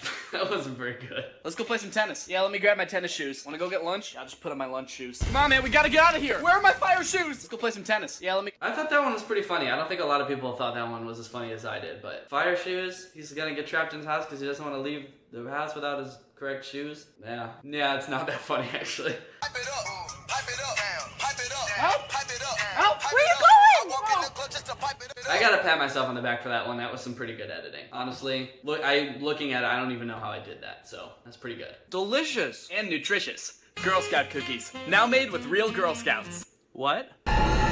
Delicious. And I like that one. Man, that's a good sound effect too. That's a solid sound effect right there. it's really hot. Oh, sorry. Oh, I get it, because you're like hot. No, because of climate change. Yeah, that one's kind of a bummer. That was pretty good, I guess. Hey guys, my new YouTube video is finally up. Go to youtube.com/. Alright, that's enough self-promotion, Danny. Come on. Really? Dude, check this out. Cool. It won't stop. Dude, check this out. That's pretty dumb. That was pretty dumb. I remember thinking of that one and being like, oh, this is gonna be so funny, and it's not. I don't know why. Sometimes ideas are just like way funnier in your head, and then you go and do them and... Dude, let's make the punchline, we scream. That's funny, right? We scream? Dude, that's hilarious, man. Thanks, man. Sartorius. I don't know where I was going with that. It was a little difficult to follow. It's called When You Accidentally Kill Your Friend with Kindness, duet with Selena Gomez. It's weird that it keeps cutting back and forth. You can't really tell what's going on. I guess I gave him gum and he choked on it. That was really cool of Selena Gomez to be in our Musical.ly though. Like, she's pretty busy. I'm surprised she took the time out of her day to make that with us.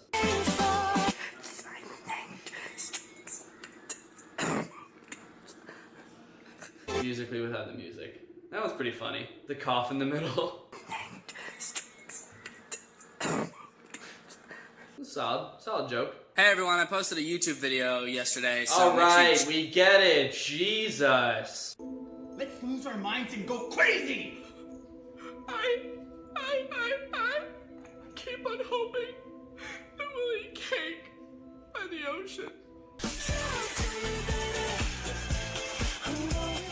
What was that? That was a hashtag? Dramatic reading. So you have to read the lyrics of something dramatically. I don't know, that just reminded me of like every bad Instagram video ever where the punchline just ends with music and people dancing. I went through this weird phase where I just started lip syncing sounds instead of just songs. So like, just like, this is Bell.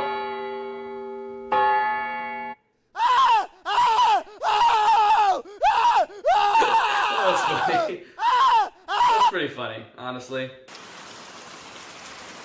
Lip syncing Rain. Do you ever look back at stuff you do and you're just like, what was wrong with me? I feel like I do that a lot. I feel like I'm like, sort of like a little bit always doing that.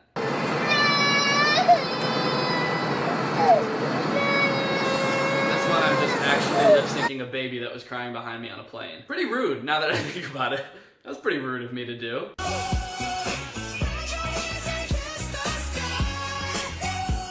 Kiss this guy instead of kiss the sky. I feel like I've made that joke before. That's the weird thing about Musical.ly, is that they can just be a little bit too long. Like, I feel like Vine was like perfect, it was like 6 seconds, but that was like, I don't know, like 8 to 10 seconds. That's like a little bit too long. Like I said, I almost got bored in the middle of it, which is sad, because it was still only 8 seconds, but like, there's only so, I don't want to see myself spinning for that long. Looks like they gave me the coolest teacher ever award. Oh, that's cool, Mr. Johnson. Congrats. Basically cooler than you! Oh, get in there, you little dork! Cool teacher, baby! I don't like watching that one because I remember making that, and I remember he hit me in the tooth with the trophy in that last shot. Are you little dork? Cool! He smacked, it was like in the gum and the tooth with the wooden part of the trophy. Again, that one was like a little bit too long, so I'm noticing a common theme here. What's up, guys? I just posted a new vlog on YouTube if you just search Red Robin. Young. Oh no! Oh god! That's a good scream. I don't really pride myself on having a good scream, but that one was good there. That was a good scream. Dad, can you drive me to the movies? Why can't you be more like your friend Kevin? Dad, Kevin went missing yesterday. Savage Dad. I really like that fine. Here's another Savage Dad one. Dad? Is this where you've been for the past 10 years? Dad, no! Fun fact, that when I go inside, it's a different location. I didn't film that entire thing in Target. Just me going into the pants. You'll notice it's pants when I go in, but then when I'm actually in there, it's Dad? like women's clothes. This is Laura's closet. I just pretended that it was still in the same place. Movie magic, people. Oh my god, yeah! No, tell your daughter Susie. Okay. Susie, I'm going to homecoming with your boyfriend!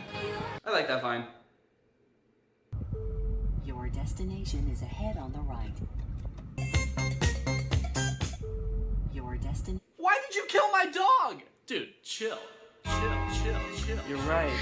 I didn't even like that dog. Oh, dude, new year, nude me. Yeah, man, well... Wait, did you say nude me? Oh, God, why are you naked? New Year's resolution, baby, no more clothes. That one was pretty funny. I like how I'm not laughing at all. It was alright. It was decent. I'll give it my thumbs up. Stamp of approval. Man, Danny's exhausted. He sure is yawning a lot. I like that fine. That moment when you enter a room and forget why you went in there. What you say? Oh, that's right, I was getting chased by a serial killer. Moment when you enter. That was good. I like that one a lot. It's those vines that have a twist at the end that really get ya, you know? Alright, so just like la di di da da di di da da. You try la da da da da da, and I said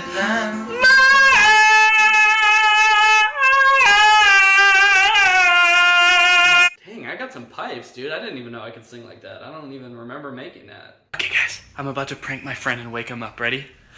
Boo! Boo! Excuse me, sir, this is a funeral. Please don't do that to the body. Please don't do that to the body. Boo! Boo! Come on! Yes, I'm about to... Yes, okay. I had that idea for a really long time, and I finally made it, and I feel like I did a really bad job of making it. I think it's a funny idea. I don't think I did it well. Let the record show. Okay, well, I'm pretty much at the top of my timeline now, so that's pretty much all I got. So thank you so much for watching. If you're new here, make sure you subscribe. I post 3 times a week. Shout out to Legit Cookie. Thank you for turning on my notifications. If you want to be the shout out in the next video, just make sure you hit the bell next to the subscribe button to turn on my notifications. Thank you guys for watching, and I will see you next time.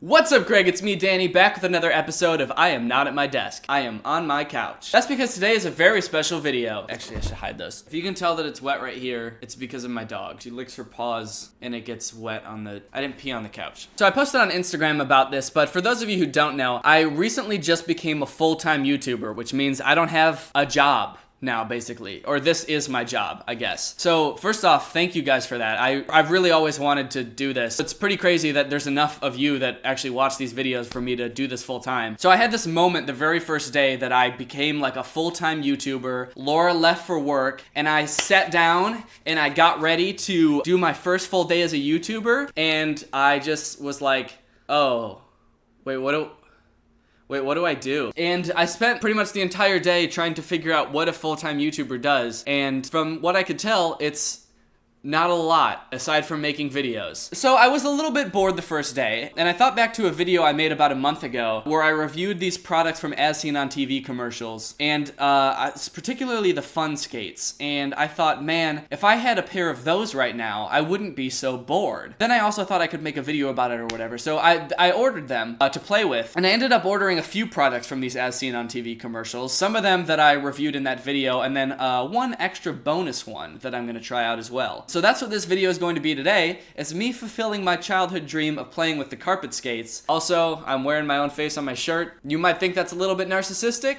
I do too. I also do, but how else am I supposed to promote the new merch? DannyGonzalez.store. So I'm gonna start with the fun slides. Nowhere to run, nowhere to ride. Now wherever there's carpet, blast off with fun slides. So I guess I'm like an unboxing channel now. All right, guys, welcome back to Unbox Boy XD. Today we're gonna be unboxing the fun slides. So what can we expect from these? Well, I think I remember the commercial saying you can do tricks.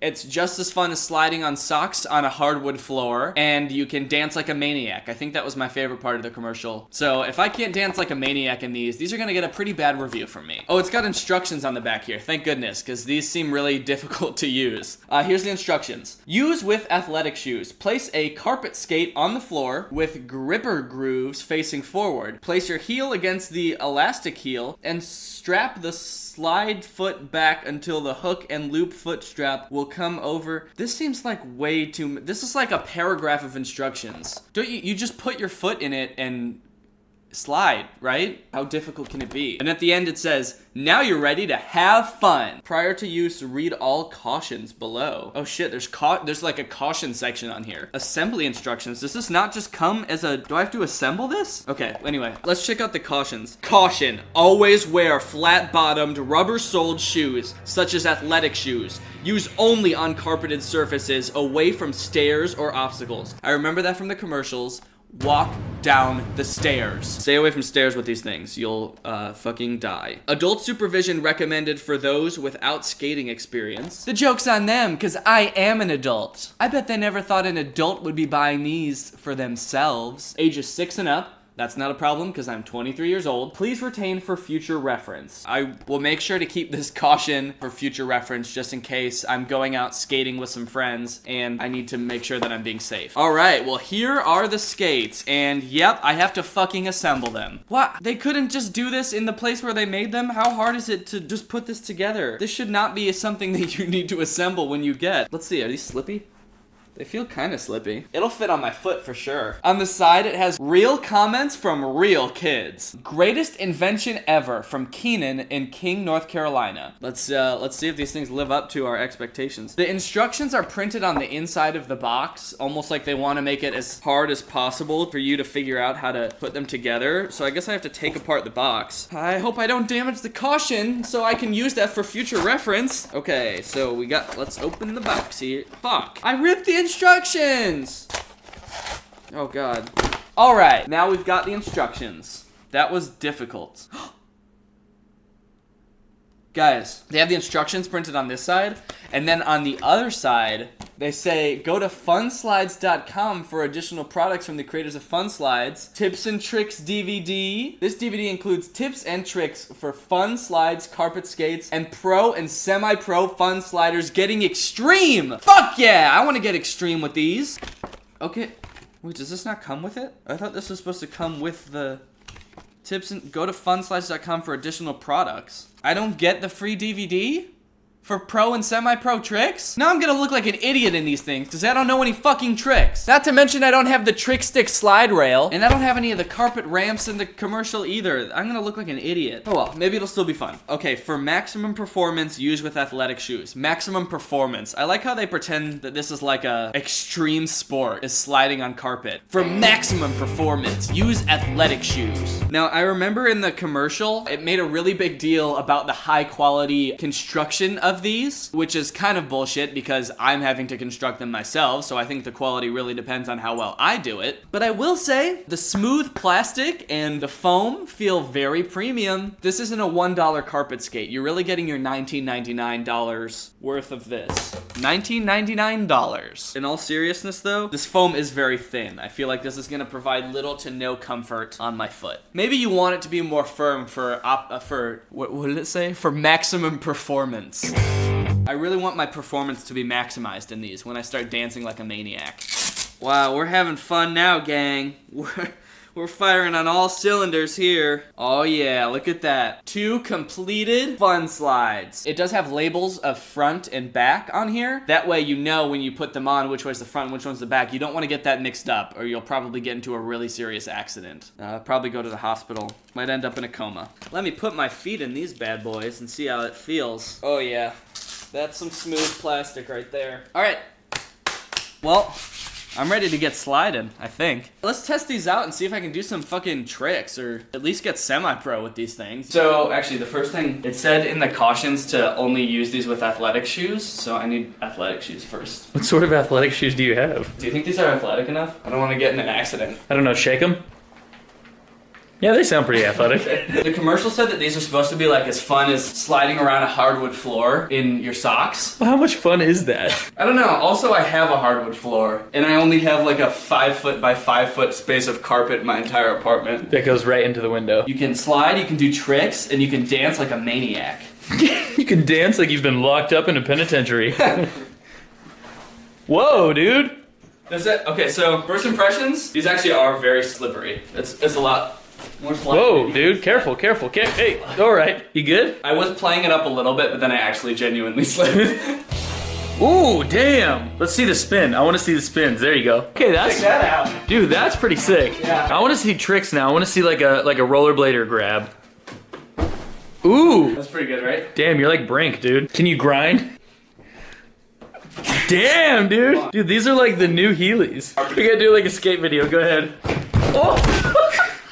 They use this trick in the commercials where they have like these carpet ramps, which who has a carpet ramp? I know, you can do cool tricks on those, but it's like nobody actually has those, so it makes it seem way more fun than it is. Yeah. So, but I can make one. Is that gonna support your weight? No way. Maybe quickly. Ooh, nope. Damn. No, I heard it break. Maybe if I go real quick. All right. Your head came so close to the TV. End of video. It did suggest that you should wear a helmet, which is the most bizarre thing I've ever seen. In your own home on a carpeted floor wearing a helmet. Your wife comes home, what are you doing? Nothing. I'm gonna try dancing like a maniac now, okay, let's see that. You're a maniac. I need more arm movement. That's right. That's good. I feel like a maniac. Alright, let's see what Peanut thinks about him. Alright. She doesn't like him! She doesn't like them! Alright, so final thoughts on these. Slipperiness, they're like a 7 out of 10. They're slipperier than I thought they would be, but he was just biting my foot. Great if you want your dogs to attack you.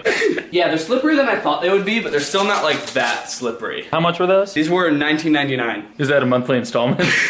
Yeah. For a year? This is 3 years of $19.99 a month. It'll end up costing me $3 grand when I'm done paying. It's made of the Wakandan metal. Yeah, it's made of vibranium. All right, so are these worth a purchase? If you don't have hardwood floors anywhere in your house and your house is covered in carpet, these would probably suit you well. Overall, I would give these a 6 out of 10. They are for sure slippery. Are they fun?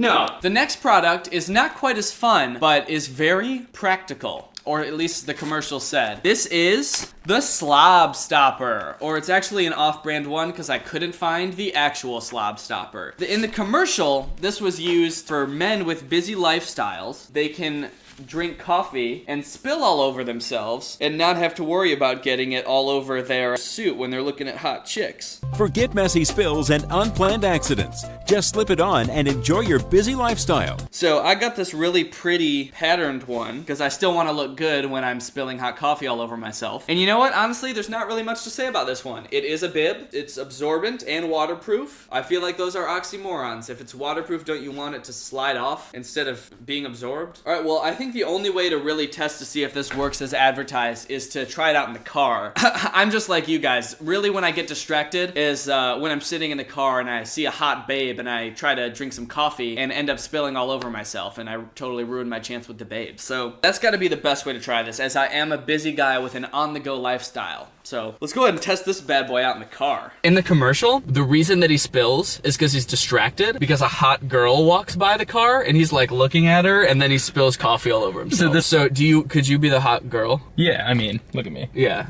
So this is a super scientific test. We need to make sure that this is completely controlled so that we can really test it. Yeah. Okay, I'm gonna walk by this way. Okay, walk by when I'm least expecting it. I'm gonna try to drink this coffee and walk by. Are you expecting it now? Yes.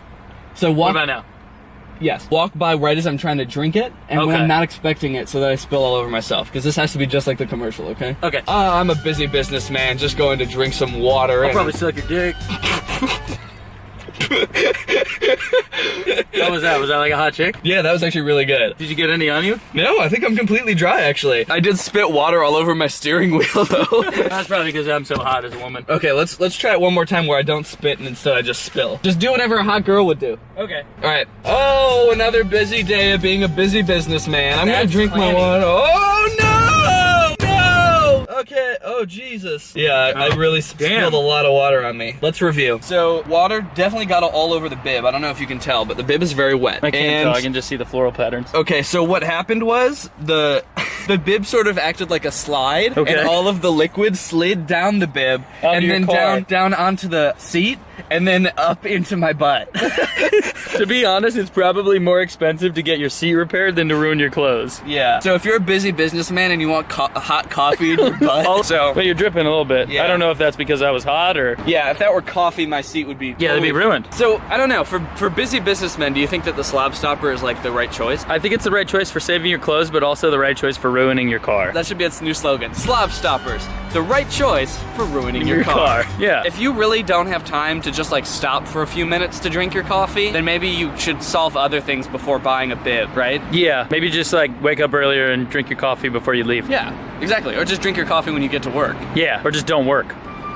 That's actually really smart. Overall, I would rate the Slob Stopper a 4 out of 10 because it sort of did what it was supposed to do, where it protected my clothes, or at least it protected my shirt, but it also got coffee all over my pants, and it had unintended consequences that were not mentioned in the commercial, where it would have ruined my car seat. Yeah. So those are the two products that I covered in the video, but I have another one that I think could trump the other two in the fun factor level, and that is the Air Pogo Jumper. Look at that. I mean, just look at this. The pogo without a stick. Use indoors or out. smooth, high bounce action. And you guys know from watching my videos, I've always said this, I'm really all about high, smooth bounce action. So that's gonna be really important for me. It's just like a little board with a ball in the middle that you jump on. I don't know how the fuck you're supposed to balance on this if it's just a ball. This was recommended to me on Amazon after I bought the carpet slides. And I went to YouTube to try to find like a video or commercial for it. And the only thing I could find is this video. It's posted on the official Geospace YouTube channel. Let's check it out.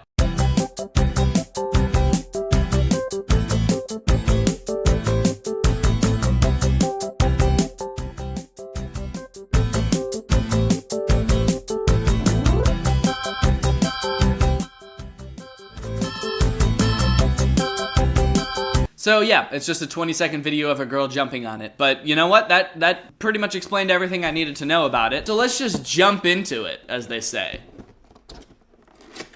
It's so funny. So the first thing we got here is the board, a ball, a pump, and instructions. There is also one black hair. I don't know if you can see. There's one black hair dangling out of the bag. I don't know if that comes with every Air Pogo, but it is a long black hair. So just keep that in mind. If you are purchasing this product, it may come with a long black hair, or maybe I just got lucky and was blessed with that. That's very gross. Moisten the needle tip and insert it into the bladder valve hole.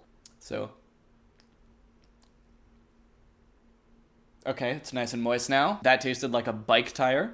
Very gross. So I gotta insert this into here and just pump away. We're gonna have a lot of fun with this one, I can already tell. Okay, I'm not exactly sure how full it's supposed to be. It says it needs 100 pumps. And for some reason, I wasn't counting the pumps. I thought I just had to fill it up until it was firm. So I have no idea how many pumps I've given it so far. So I'm just gonna keep pumping it until it seems full enough. Oh yeah. Oh yeah. All right, this is gonna be fun. Okay, is there any instructions on how to use this? No. No, it just says remove the pump and your Air Pogo is ready to enjoy. So, I don't know how in God's name I'm supposed to balance on this and jump at the same time, but I guess we'll figure that out. I guess now I'm just gonna take this out and see if I can give it a good hop. All right, gang, right off the bat, my fears are that I'm not gonna be able to balance on this. I also have a slight fear that this ball is going to bust under my feet. All right, so let's just give it a go. Who's thicker? I'm gonna try to start out not holding on to that. Okay. All right.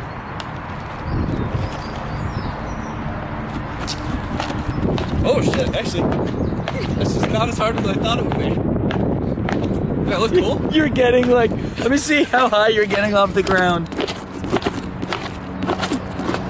You're not even getting more than like 6 inches off the ground. I feel like the board is bending. Is the board bending? Oh, the board's definitely bending. I feel like the board is hitting the ground every time. Did you look at the age or weight limit on this? It said 6 and up. Just any way up, yeah. As far as you can go up. Well, it didn't pop or anything.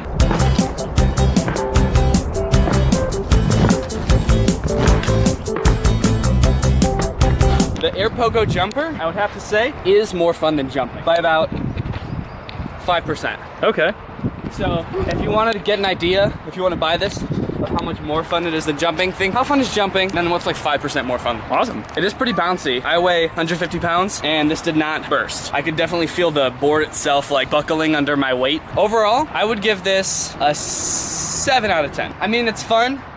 We probably played with it for a minute or two and I'm already pretty worn out. So it's not gonna last you all day. It's not gonna be all day fun with this. I'm pretty exhausted after just playing with this for a little bit. So keep that in mind. All right, thanks for watching this review, guys. I'll see you next time. Hey, Danny.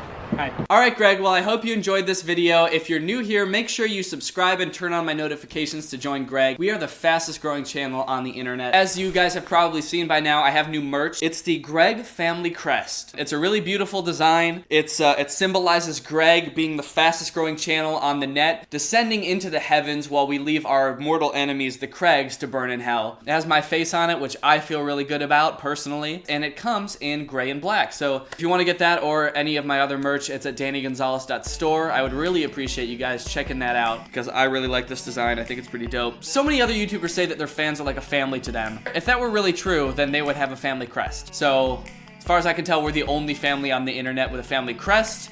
probably means we're the only family on the internet. If you want to join my Discord server, you can support me on Patreon to do that. The link for that is in the description as well. Thank you, Rebecca Patch, for turning on my notifications. You are truly Greg. I will see you guys next time with a really interesting video where I disguise myself as a rat for 3 weeks and eat nothing but cheese and garbage, just to see what it would be like. Bye! Hey Greg, welcome back to my channel. I hope you're all having a great day. This, of course, is another episode of weird shit that I found on Instagram. Every time I make a video about Instagram ads or Instagram memes or Instagram comedians, my Instagram DMs are immediately flooded with people who find similar things and they send them to me, hoping that I will make a video about those things also. It's kind of helpful, actually. As someone who, you know, makes a lot of videos about these things, it's kind of nice to just have people send them to me. So if you find weird shit on Instagram, feel free to send it to me. My Instagram is Danny Gonzalez. But especially after the video that I made about Instagram ads, I got so many people sending me all of the weirdest Instagram ads that I couldn't not make another video about them. Now, I know what you're thinking. That sounds like a lot of fun, and it does, and it will be. But before we have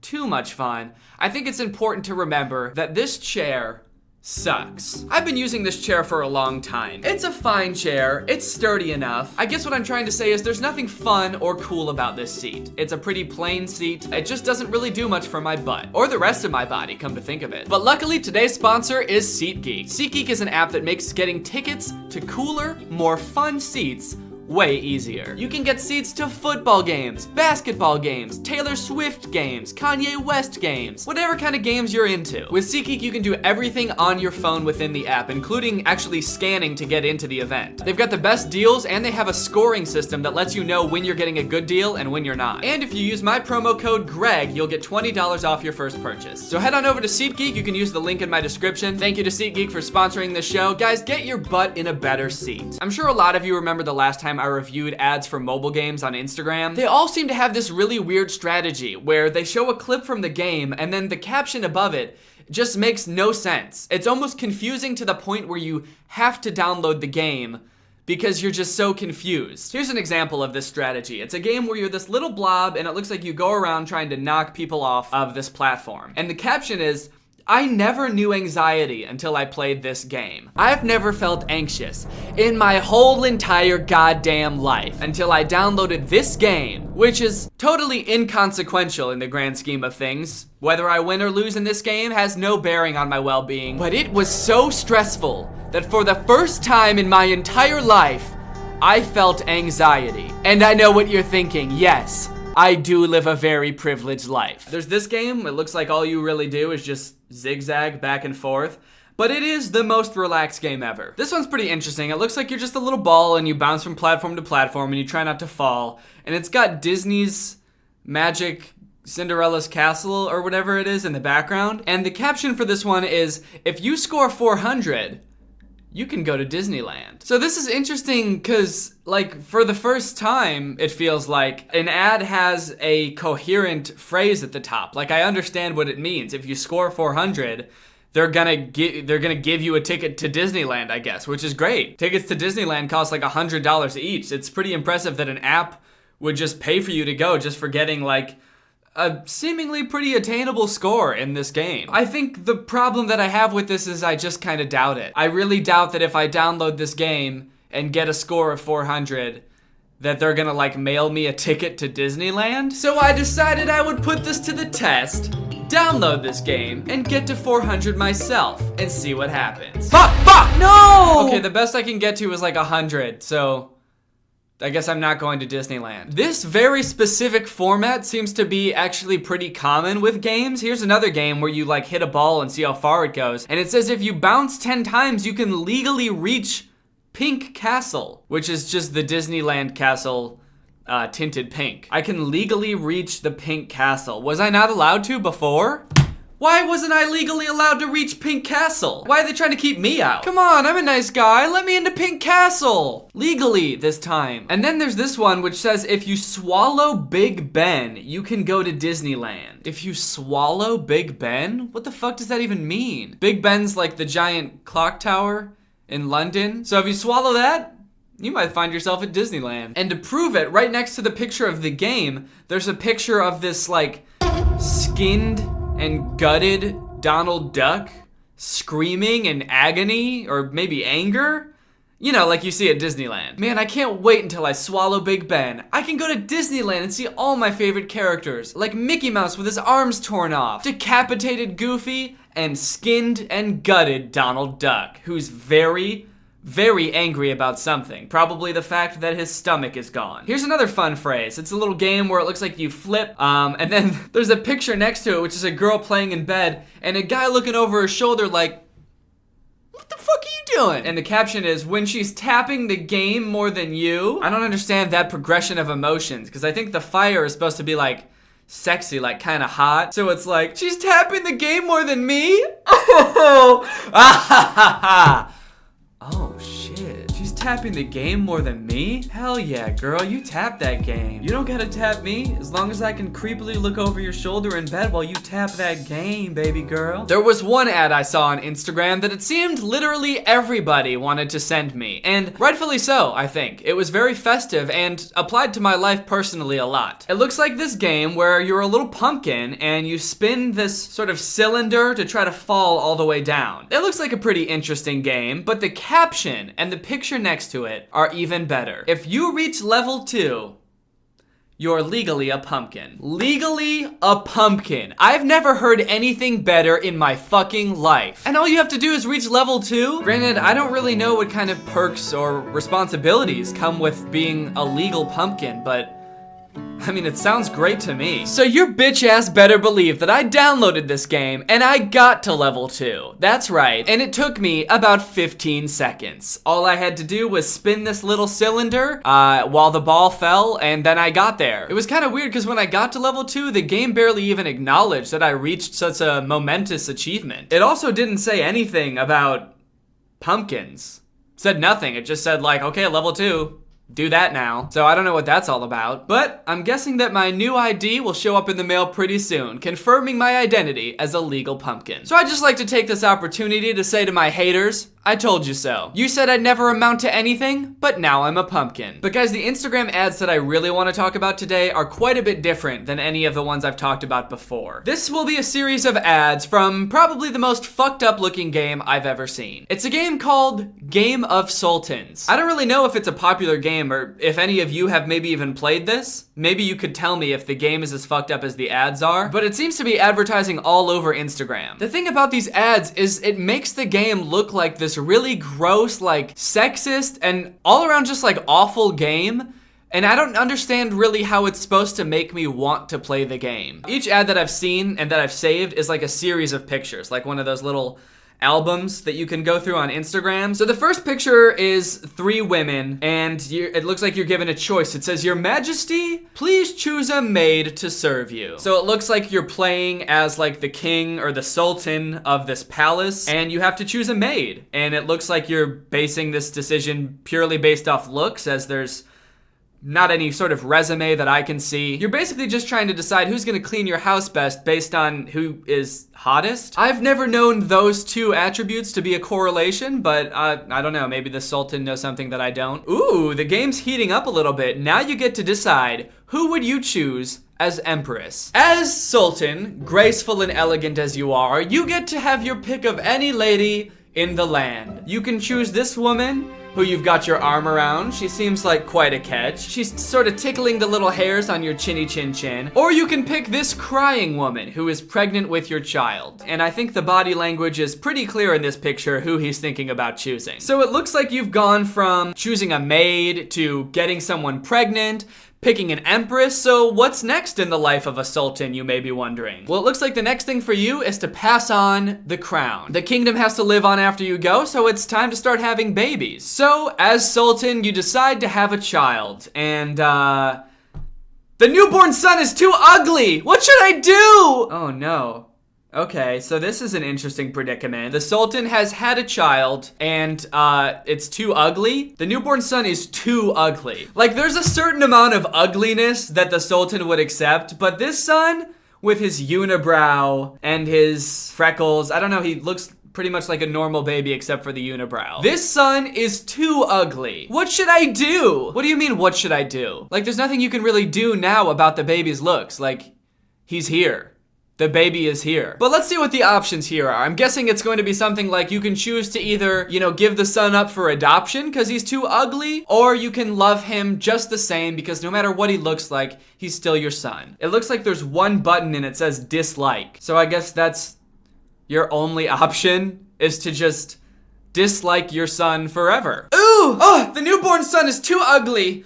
Dislike. I don't like you. I'm sorry, you're too ugly. And that is the only thing I will be doing, is not liking you. This game doesn't seem very fun. There's not many options. So you might think this ad is a little bit too far already, but things are really about to go off the deep end in this next picture. So there's this picture of this girl, and she appears to be crying. It looks like she's got something going on with her face, and she says, "My queen, please forgive me." So I guess we're the queen now.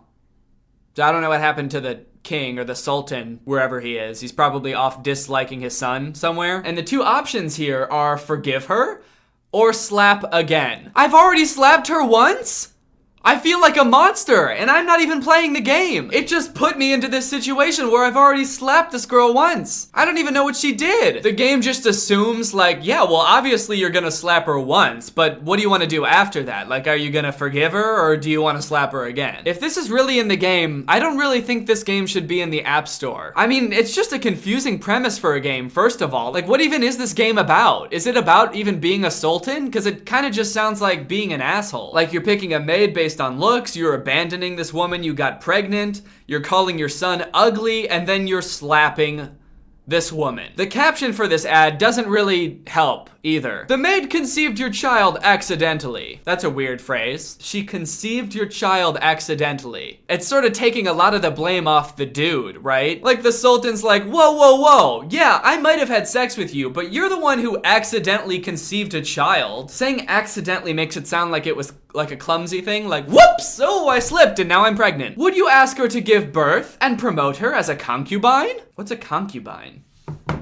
Is that like a mix between a cucumber and a porcupine? A concubine is a woman who lives with a man but has a lower status than his wife or wives. The next ad for this game has some pretty good social commentary. Let's check it out. The first image shows 3 women again, but this time we see young girls. One is poor, one is noble, and one is rich. I think that this image is trying to make some sort of like social commentary about rich people, because the rich girl looks a little bit heavier. The caption says, Ottoman Palace Life. I was born 20 times before I gave birth to a cute princess. What does that mean? I feel like that's a mistranslation or something. But the result was accidentally fat. No one wants to marry her. Ugh. No one wants to marry my fat daughter. Do you know how many times I had to be born to have that daughter? So I don't really get what the picture's supposed to represent. Like, was I supposed to have a poor daughter so that way she'd be skinny? But don't worry, the next picture is worse. Jesus. Okay. The next picture is the rich girl from the previous picture saying, Father, I need a hug. And the father saying, you must lose weight. What? Okay, forget how fucked up this is for a second.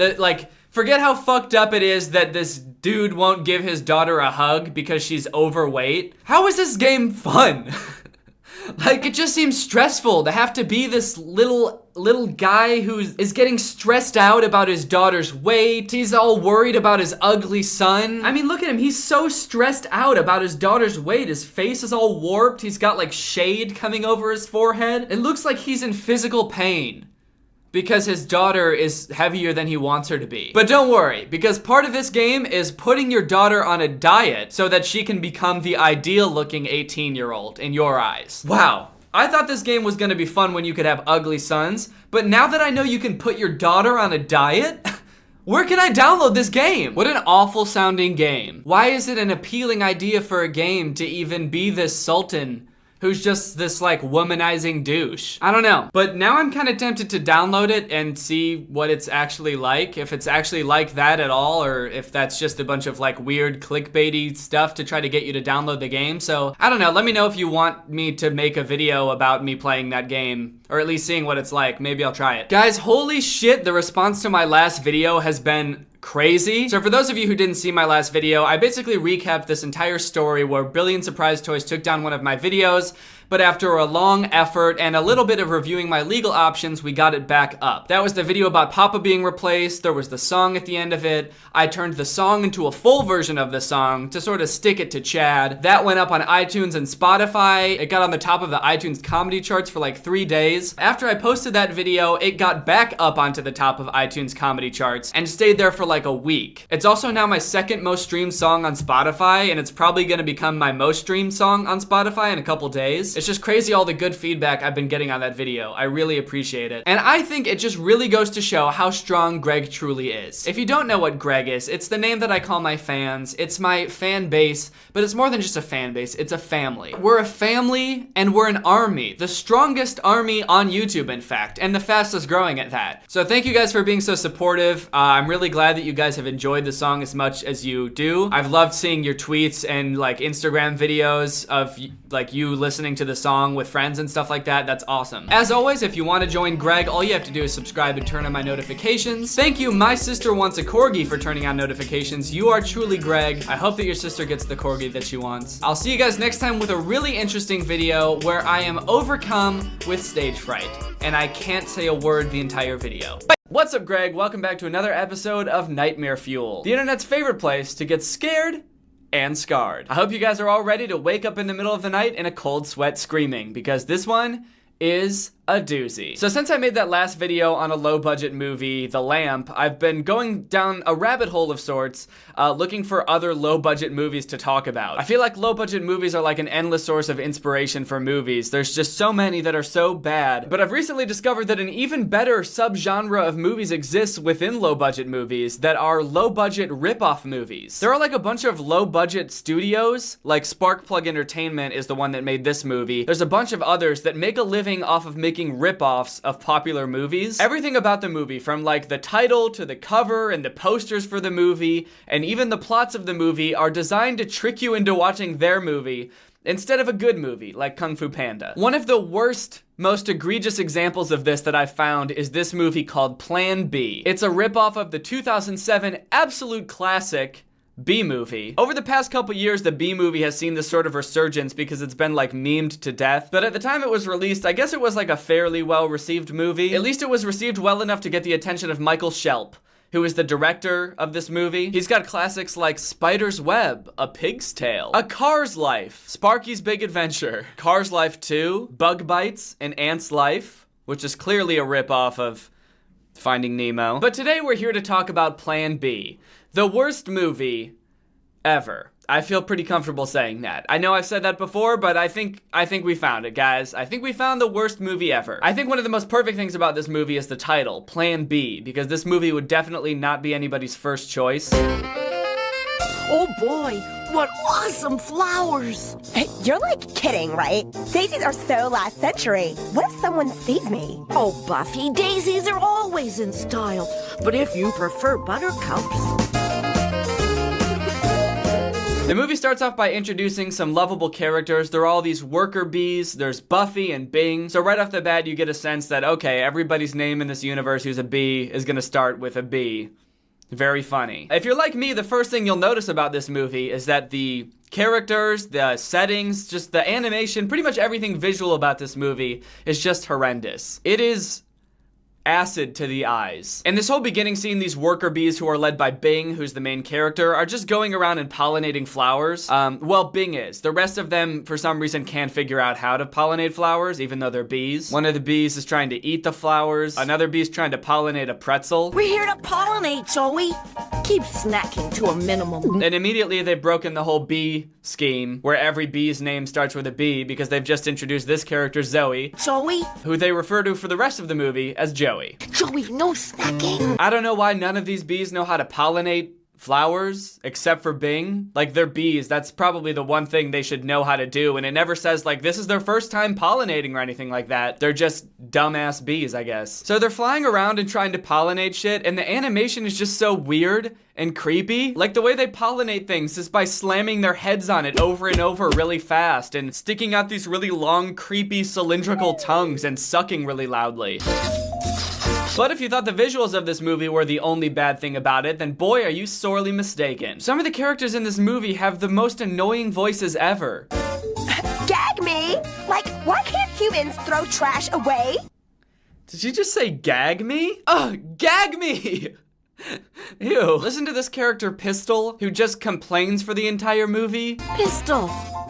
We won't make much. Honey?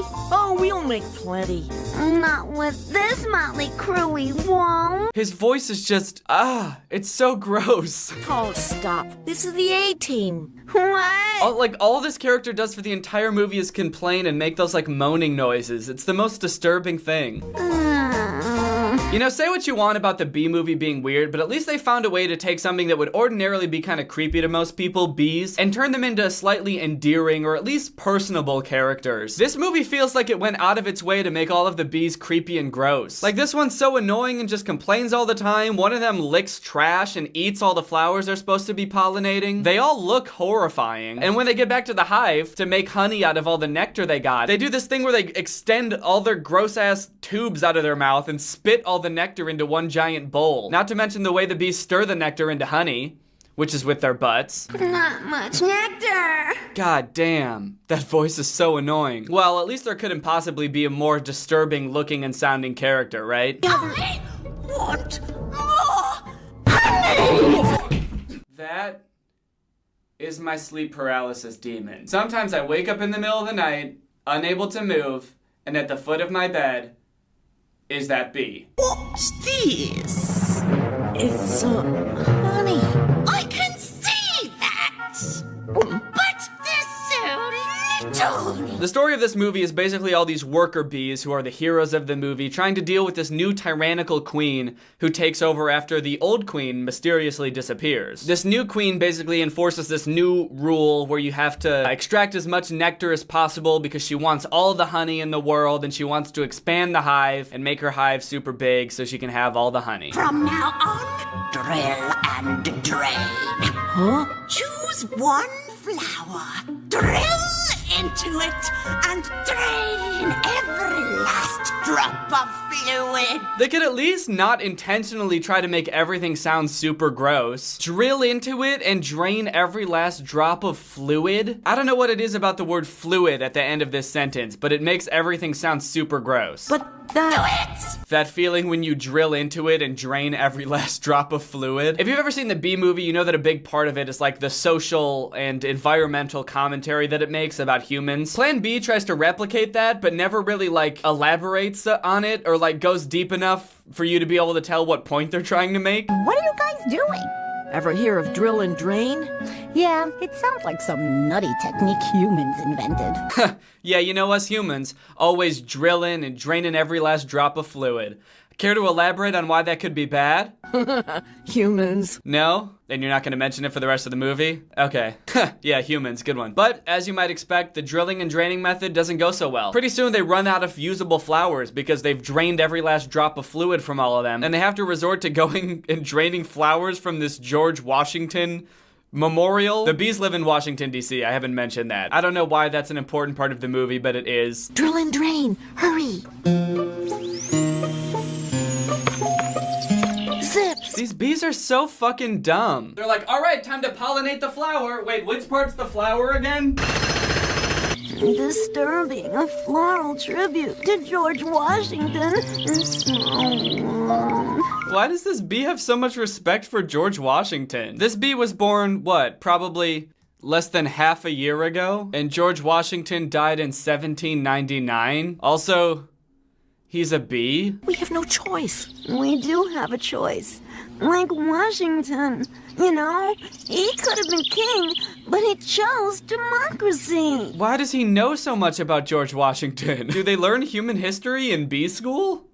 Why would a bee know anything about George Washington? So the main antagonist of the movie is the queen, but there's also this sort of like side antagonist named Belzar. Belzar! He's always like sucking up to the queen, kissing her ass, and trying to make the other bees look bad. Like this scene where he, I guess, agitates this random toad to make it attack all of the bees who are working on the George Washington memorial. And in the next scene, when they all bring back their nectar to see how much they got that day, they vomit all the nectar into the bowl, they shake their little asses in it, and then they're all just kind of standing around waiting. The queen is standing right there, everybody's just standing doing nothing. Belzar just floats from his bowl over to the other bowl, sticks out his giant, creepy tongue and slurps up some of their honey. Belza stole my honey. Me? No, you stole my honey. Did not. Did too. Silence! The contest winner is Belza. How did the queen not notice that? She's literally standing right there. How did anyone else not see him do that? It's not like they were all distracted doing something. They were just standing around. How did they not see him stick out his giant ass tongue and drain every last drop of fluid? Belza did appear to take a bit. Oh, okay, someone did see. This old ass bee in the background who we've never seen or heard from before. Well, at least he saw, but the queen doesn't give a shit. Silence! Being lost. Banish him. Well, yes, I certainly could. But then I'll have less honey. Look at it. Glistening. Pure. Gold. I want more. Look, I'm just gonna say it. This queen is too into honey. I get that she's a bee and bees love honey, but I feel like even just talking about honey, even just thinking about it is turning her on. I'm not about it. I'm just not. Anyway, Belzar gets promoted by the queen because he's a little suck-up bitch boy, and now he's basically her right-hand man. So Belzar uses his new power to wake up the other worker bees in the middle of the night and tell them they gotta go get some honey. It's time to learn the meaning of work, of dedication, of loyalty. We just got to bed. Whoa, what?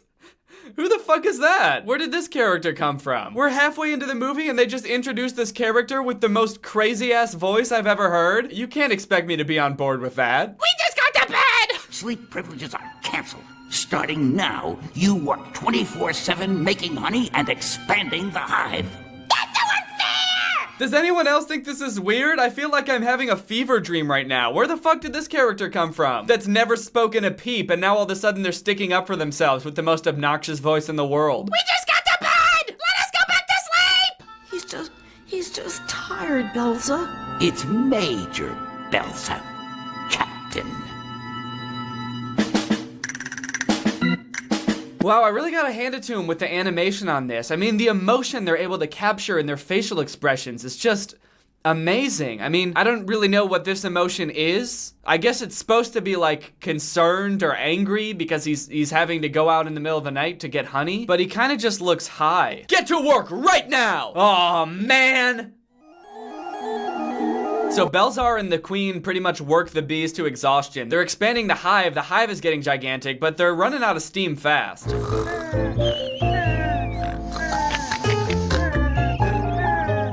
Joey, Zips, wake up! I'm so tired!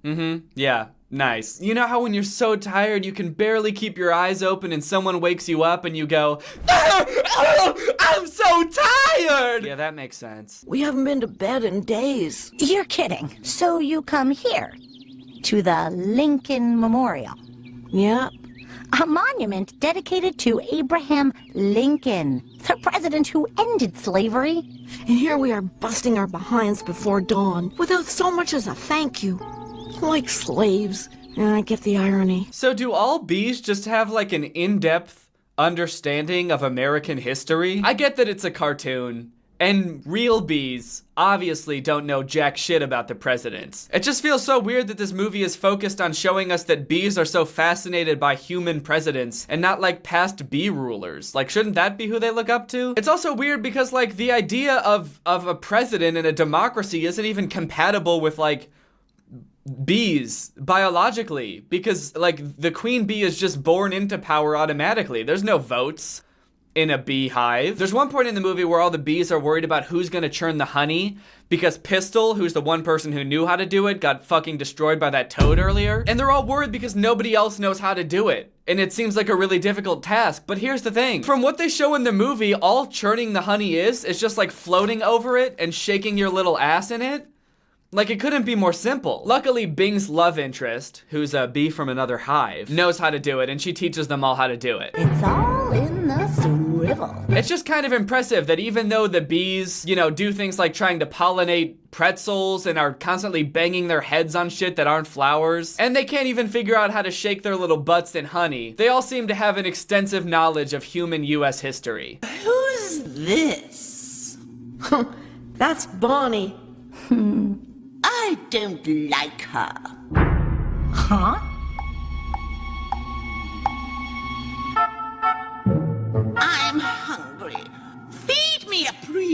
breakfast snack. What? That was kind of weird. They just like glossed over that completely. Was that supposed to go anywhere? Who's that? I don't like her.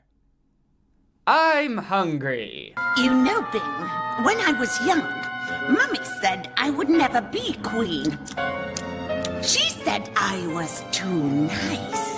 But I toughened up, didn't I? Uh-huh. No one thinks I'm too nice now, Mummy. One of the things I love about this movie is how one-dimensional every character is. You got the main character who's just standard good guy. The love interest is just classic nice girl. You got a fat bee who's constantly eating flowers and garbage. And then you have the villain, who, when she finally reveals her main motivation for being evil, it's just that her mom said she was too nice once, and so she decided she was gonna be evil forever, so that nobody would think she was too nice anymore. No one thinks I'm too nice now, Mummy! Things really start to heat up towards the end. Bing gets overworked to the point where I think he goes insane. Where's the honey? I don't have any and I don't care! Like, actually lost his mind, traumatized beyond the point of return. Bye-bye, Bing, bye-bye, Bing, bye. He goes insane, he tries to stand up to the queen, but just gets banished from the hive. Get out! Before it's too late. Bye-bye. That shot definitely feels like it lingers for a little bit too long. Like, Bing flies away and all of the guard bees are still inching closer towards where he was. Like, they're just gonna keep getting closer and closer until they all meet in the middle and kiss. Eventually, Bing figures out that the old queen was banished because she tried to poison the elders, but Bing realizes that she was actually framed by the new queen. So Bing comes back to the hive and explains to everybody what the queen did. I gave poison the elders! No! But the queen's not gonna give up that easily. She didn't work her whole life being evil just to give up in this one moment when she could easily just lie to get out of it. Okay, fine. So I tried to bump off a few old bees. So what? Oh, she is? She's just gonna admit to it right away? Oh. Unsheath your stingers.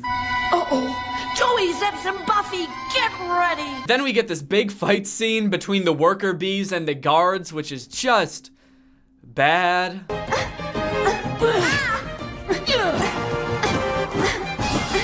so fast! The weirdest thing about this scene is it doesn't even look or sound like any of the bees are actually hitting each other. Everyone is just missing each other, so it's just like 10 bees all humping the air and grunting for like 2 minutes.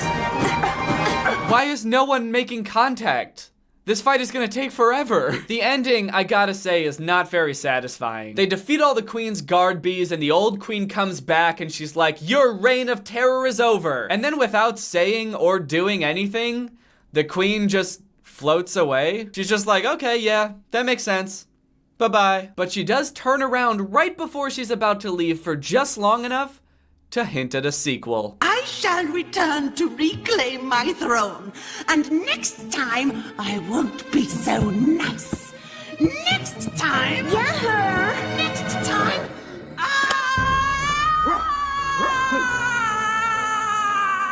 And that's the end. The day is saved. Long live the queen. Long live the queen.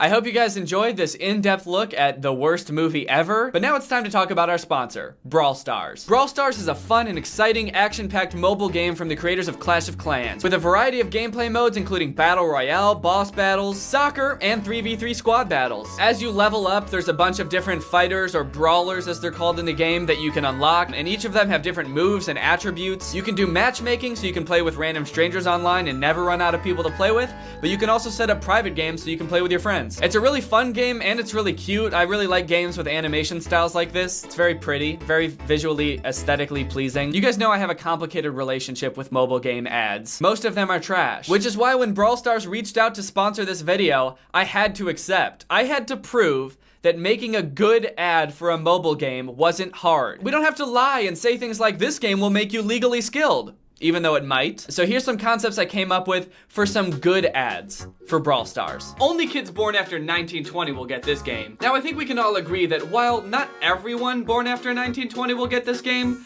you at least have to have an understanding of electricity's existence and phones to understand this game. So I think being born after 1920 is a good place to start. This game is legally legal.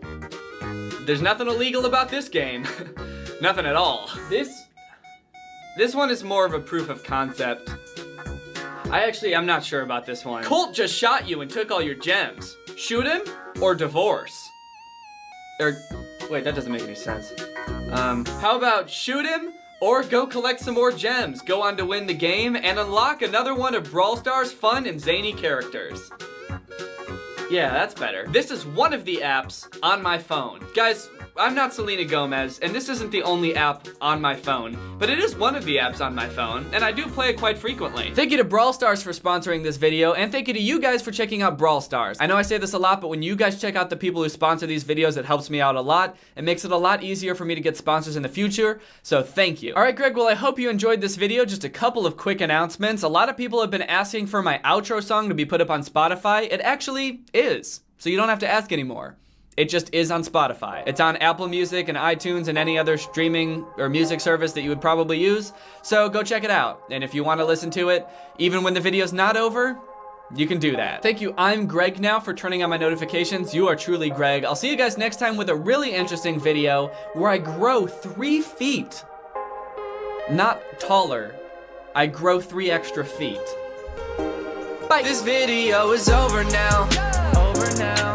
Go find something else to watch, or just watch this video. I know we had a lot of fun, but you can't stay on this end screen forever. No. This video is over now, So why are you still watching this? Do you not have anything? What's up, Greg? I was not expecting to make a video today, but I've been getting so many DMs about this situation that I had to stop what I was doing. I had to put down the very important things that I was doing to sit down and make an emergency video! This is an emergency video, folks. Literally like 90% of my DMs have been about this for the past 2 days, so I had to come on here and let everybody know that Merge Mansion, the game whose ads I've made a few videos about, has gotten Pedro Pascal in an ad. I am making this video to let you all know that Pedro Pascal is in a Merge Mansion ad. Actually, he's in 2. So you guys probably remember I made a video on this channel about Merge Mansion in the past, and then I actually made a second one on my second channel that probably not all of you have seen, when they got Kathy Bates to play the live action version of the grandma in their ads. If you don't know, Merge Mansion is like this home gardening fixer-upper type game where you inherit an old mansion, I think, and you're like upgrading it and you're doing gardening and stuff like that. But then also all of the ads have this like murder mystery element to them, and I don't know if the game has that in it. I still refuse to play the game. I'm not gonna play it. I don't want these ads to work on me, all right? My mind is an impenetrable fortress today, okay? I'm not falling for these ads. I see ads like this where a company is trying something fun and exciting, trying to shove their game down my throat, and I say, no, I'm not falling for this advertisement. I'm gonna see a commercial for Coca-Cola and then drive to the gas station and make an impulse purchase like a normal person.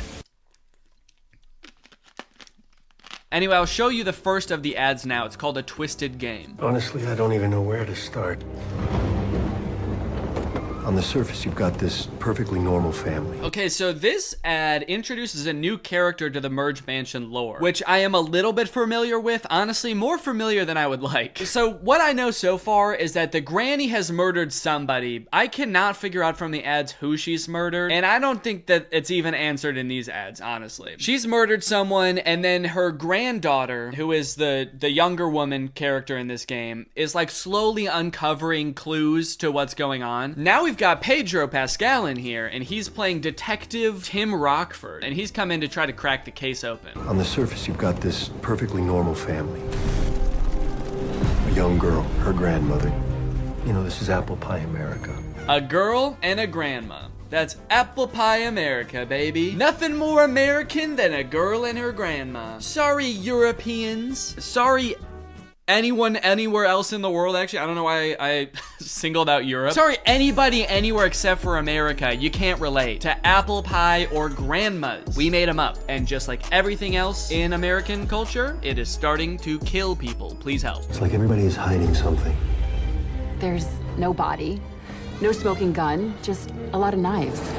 See, this is where it loses me. The whole ad is framed as a trailer for a not real movie or TV show where Pedro Pascal is trying to figure out what's going on inside this home. I'm not sure what this lady is. I think it's like maybe a true crime podcast. So now we're not only getting like an investigation into the case, but we're also getting someone to comment on it. And then you guys are also getting someone to comment on both of those things. I like the true crime podcast element to it, honestly. It adds a fun little flair to it. What confuses me most is like, what do you mean there's no body? There's no body. Can you please explain to me what the crime is that you guys are trying to solve? Was someone murdered or not? Who was it? Just say it one time in one of the ads. Say who was murdered. No smoking gun, just a lot of knives.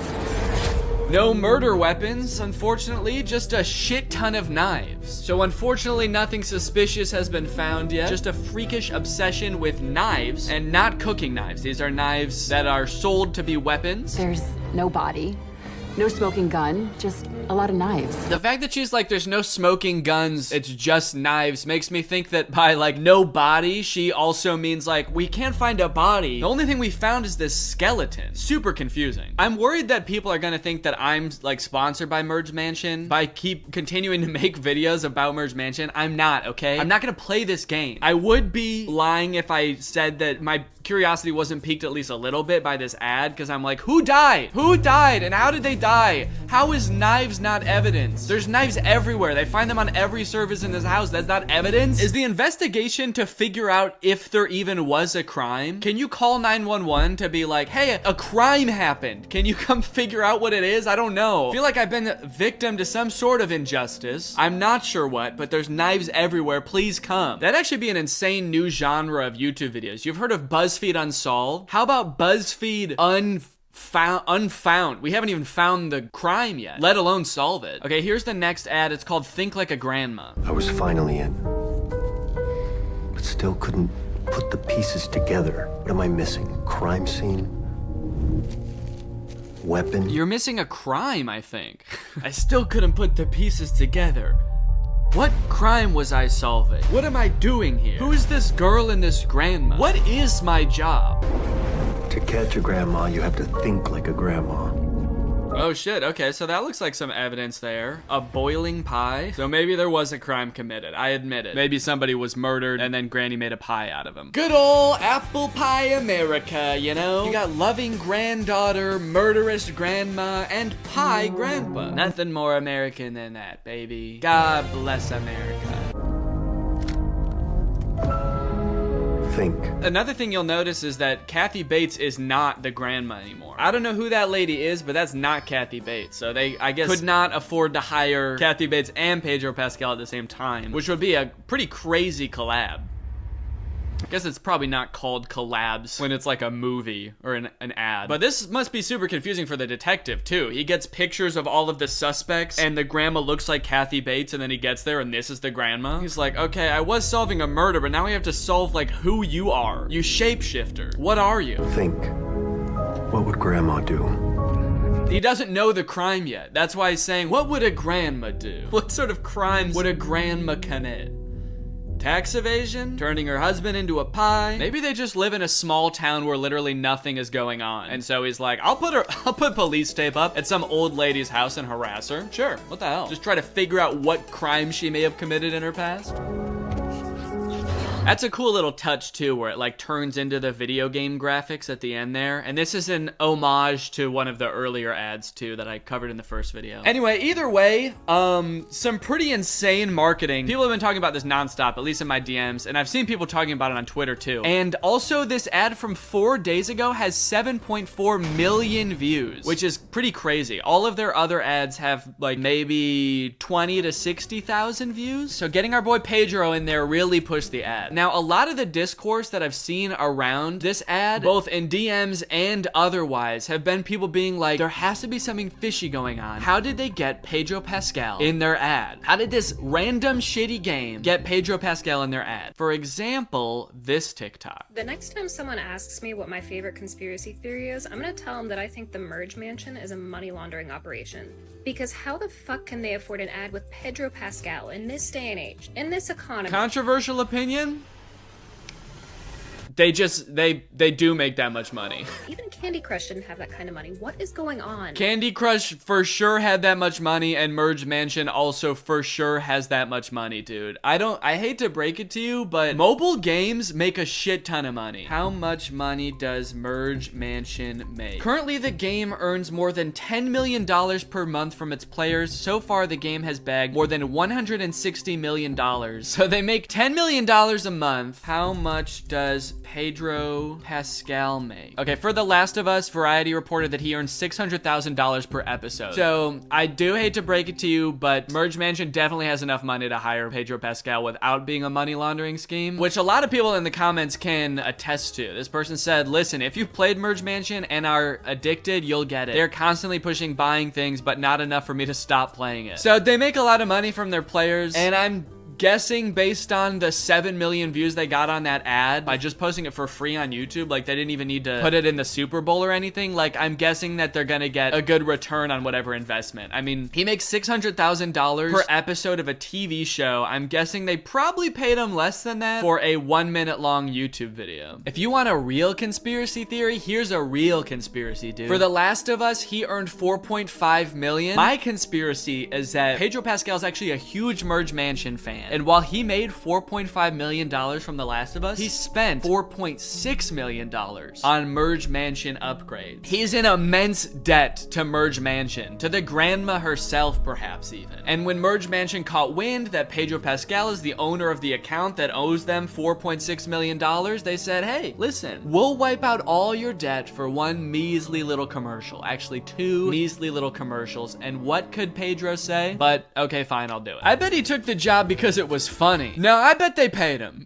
I bet he took the job because they paid him a shit ton of money, honestly. I like that, like, people's only 2 theories are like, this is a money laundering scheme, or he took it because he's funny. There's no way this game that makes hundreds of millions of dollars paid an actor to act. Danny Gonzalez is gonna have a field day with this. I mean, they're right, dude. I am over here having a field day. Imagine for a second you're in an Uber, maybe on your way to a concert or a friend's house. You finally get to your destination and reach for the handle to get out of the car, and instead of letting you out, your Uber driver locks the door and just keeps on driving around. He says, you know what? No, I've got places I want to go, and you're coming with. I think we can all agree that that would be kidnapping, right? That's kidnapping? Well, that is apparently exactly what happened to this man, but instead of being kidnapped by the driver, he was kidnapped by the car itself. I can't get out the car. Has this been hacked? What's going on? I feel like I'm in the movies. I'm in a Waymo car. Connected to rider support. This call may be recorded for quality assurance. This car is just going in circles. Driverless car, going around in circles. I guess he's trying to call customer support, and he feels like he's in the movie. Feel like I'm in the movie. I don't know exactly what genre of movie he's referring to. I don't know the genre of movie where guy gets stuck in car driving around in circles in a parking lot. I also feel like that phrase is usually only used when something really cool and incredible is happening. Like, holy shit, I feel like I'm in the movies right now. Last night was a movie, you know? This is the movie. Last night was a hellish film. My driverless car just locked me in a parking lot for 3 hours. I almost died of a heat stroke. This car is just going in circles. Hi there, Mike. This is Gab. I'm calling from Waymo Support. I'm just calling because I received a notification that your car might be experiencing some routing issue. Yeah, what would make you think that exactly? What would make you think his car is experiencing some issue? Is it the fact that he's sitting in the backseat yelling, and also you are customer support and he reached out to you? See, that's gotta be a bad job, doing customer support for driverless vehicles. That's got to be dealing with people at their absolute lowest. Like 99% of those calls have got to be like, hey, your car is kidnapping me. I'm literally trapped inside a vehicle traveling 90 miles per hour down the highway. Am I gonna die? If you have your app pulled up, I need you to tap My Trip in the lower left corner of your app. Can't you just do it? You should be able to handle it. Take over the car. You don't need my phone. I don't have an option to control the car. She doesn't have an option. What? Hold on. I always assumed that, because I've seen these Waymo self-driving cars before, I always assumed they must have some kind of like way to override and take over in case something goes wrong. She can't just park the car? So the only way to do it is he has to do it in his app. If you have your app pulled up, I need you to tap my trip in the lower left corner of your app. But what if something happened to his phone or something? What if his phone died or he lost it? She's like, I'm so sorry. I unfortunately can't do anything to access the car. Your two options are either the app, or if you've lost your phone, you're just gonna have to plead to the car itself. The car has built-in microphones and we're beta testing empathy. So if you beg hard enough, it might pull over. Well, can you stop this car? I am trying My to pull goodness. it over right now. Apologies. Were you trying to pull it over? I thought you couldn't. Suddenly he sees the customer service person outside of the windshield of the car like, I'm trying right now to pull it over, sir. I'm laying in front of the car, sir. That is such a harrowing experience. I know those Waymo cars are like very limited in their capabilities. They are only in a few cities, and you're definitely like beta testing software that is not ready for prime time. They should really have better precautions in place to stop the car. Why did it take her so long? Eventually it did seem like she was able to stop it, but it seemed like she didn't know that she could at first. I don't know, she had to hack into the mainframe and figure out a way herself to do it because there's not a feature to do that. That's scary, man. So here is apparently an interview with that man. Now, do you sometimes feel that in life you're going round and round in circles? Well, for one man, that feeling became a reality. That's such a specific feeling. Do you ever feel like you're going round and round in circles? I mean, I guess I do feel like sometimes I'm, not getting anything done in life. I don't really feel like that's the same feeling as being trapped in an experimental machine that has the ability to go fast and hurt people. She starts talking to the man. She's like, I'm so sorry you had to go through that. That must have really felt like you were not really getting as much done as you thought you were, and just sort of repeating the same process over and over. He's like, no, I thought I was gonna die, actually. Mike Johns was left literally going round and round and round that parking lot after boarding the driverless Waymo taxi to an airport in Scottsdale, Arizona. So the crazy thing is he's going to the airport, and I guess I don't know what the Scottsdale, Arizona airport looks like, but this building doesn't even look like an airport. I mean, yeah, that's for sure not an airport. Maybe that's like Waymo headquarters or something. The car's like, I want to go home. Take me, I'm going home. One interesting thing to me is I feel like my first instinct, well, I would call customer support for sure, but if things got really dire, I would probably just climb into the front seat and just put my foot on the gas, or the brake, not the gas. We're gonna need to spin a little faster, actually. Maybe if I put my foot on the gas, we can get all these spins out of its system, and then it'll let me out. No, I would put my foot on the brake, maybe press the unlock button on the door, and then I'd hop out. So long, Waymo. I will never see you again. But, I appreciate this guy's dedication to the cause of documenting the experience of what it's like being trapped in one of these. So maybe that was his angle. He's like, look, this is pretty low stakes. We're just in a parking lot. Let's see where this goes. Now, I'm very happy to say he's not still there. He's out of the car. He's not as dizzy as he was. Don't worry, he's not still there. That'd be crazy. It cuts to the interview with him, and he's just a skeleton in the backseat. They're like, what? So what's it like being in there, huh? You still dead? So loop number one was just like, all right, that's strange. Loop number two, it became concerning what's going on. By the time we got to loop number three, I'm somewhere between thinking somebody's pulling a prank. I love this sort of play-by-play, loop-by-loop he's doing. Loop number one, didn't think anything of it. Loop number two, started to get a little concerned. Loop number three, is the rest of this video just him describing each loop? Click the end of it. Loop number 457, I had vomited. I was trying to claw the windows open. Did he say loop number three, he thought someone was pulling a prank? Loop number three, I'm somewhere between thinking somebody's pulling a prank. Not to be that guy, but I feel like, well, first off, why would someone be pulling a prank on you using a driverless car? But also, I feel like it would take me a couple more loops than that to think someone was pulling a prank. The car goes around in a circle 3 times. You're like, all right, who is this? Who's behind this? Bob, is that you in the back seat? My old buddy Bob. Loop number 3, I was concerned. Loop number 2, I was certain that I was on punked. Mind-boggling, but by the next loop, it went from prank to, I think there's a glitch here. Clearly there's a glitch. The 4th loop convinced him it was not a prank. 3 loops would have been a pretty funny prank. 4 loops, no one in their right mind would do it. Even Bob's not this crazy, man. Holy shit. But I'll tell you what's not a prank. How excited I am to go see The Weeknd in concert at Soldier Field this May. And that's why I'm so excited about today's sponsor, SeatGeek. It's that time of year again, guys. The weather's starting to get warm. You might even be considering venturing outside. Maybe getting yourself tickets to go see your favorite favorite musical artists. And with over 28 million downloads, SeatGeek is the #1 rated ticketing app. There's more than 70,000 events listed on SeatGeek, from concerts, festivals, sporting events, and more. Right now, you could get tickets to go see Kendrick Lamar and SZA, Tyler the Creator, Post Malone. I'm currently looking into tickets to go see him in May as well. On SeatGeek, every ticket is rated on a scale from 1 to 10, so you know if you're getting a good deal or not. The green dots mean good, the red dots mean bad. And if you see a pale blue dot, hold on, brother, that's not SeatGeek. You're on the moon, and that's the Earth. Why don't you come on back and download SeatGeek? Every ticket on SeatGeek is backed by their buyer guarantee, so there's no reason not to try it out. Buy some tickets for your friends and go out and have a fun evening together on Earth this time, please. And you know I came through for you guys. You can use code DANNY10 to get 10% off your next set of tickets from SeatGeek. That's 10% off tickets with promo code DANNY10. Make sure you click the link in the description to download the app and have the promo code automatically added to your account. That way you can use it later. Thank you, SeatGeek, for sponsoring this video. Thank you to you guys for checking out SeatGeek. Now let's get back to the video. The voice came on, and when the voice came on, they knew that there was a problem and was working with me to try to fix it. Oh, so did he not actually even contact customer support? Maybe they called him because they got a little bloop on the radar, noticing that one of their cars was going haywire? Clearly there's a glitch that's happening.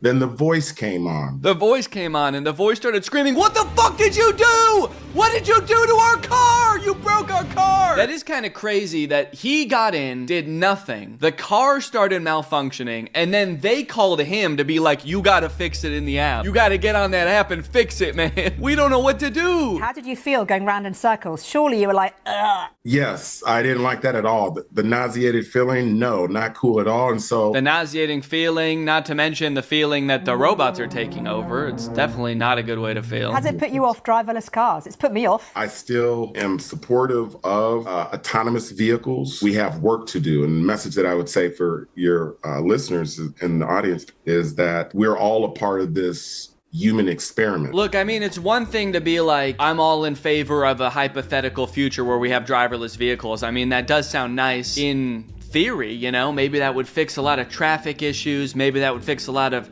car accident issues in some far off future. Also, you know, public transit fixes all of those issues too. But if we're focused on cars and we want to do car mode, in theory, that would be great, you know? But it's another thing to be like, okay, now we need people to test it. We don't know if it works yet. Will you get in there and take it for a spin? Maybe 2 or 3? So yeah, I don't know where the threshold is of like a technology that is useful enough to, you know, inconvenience / maim people in the meantime while we're getting the technology ready. It's tough to say where that threshold really lies. A tech bro got trapped in a self-driving car that wouldn't stop circling a parking lot. Mike Jones is an LA-based tech entrepreneur whose own website says he is focused on the humanizing technology into everyday life in the future of work. Okay, that's a crazy sentence. I don't know what that meant. Does that even make sense? He's focused on the humanizing technology into everyday life in the future of work. Okay, so I can't tell if that means he likes self-driving cars or not. Pointing out the fact that he's a tech bro in the title is kind of interesting. It does almost make it sound like victim blaming. They're like, this tech bro got what he asked for, basically. Careful what you wish for, tech bro. Man designing dystopian future gets dystopian future. It's like, okay, he didn't design the car, man. He doesn't even work on that kind of stuff. He focuses on humanizing technology into the everyday life in the future of work. If that sentence looked a little wonky to you, it did. It's because it comes from a larger paragraph that feels like it was written by AI. Got it. Mike, an AI enthusiast, was basically kidnapped by a Waymo driverless car as it was driving him to the airport. Okay, so now I'm understanding the mocking tone a little bit more. They're like, this guy who loves AI'd a little bit too close to the sun. Yeah, the car, I guess, basically did drive him into the everyday life in the future of work. This past, sorry? What is this ad? Forever Spin. I'm getting an ad for a spinning top? Now I gotta click on this dumbass ad. What is this? What the fuck is this? Quality spinning tops. Okay, yeah, it is. It for sure is just a spinning top.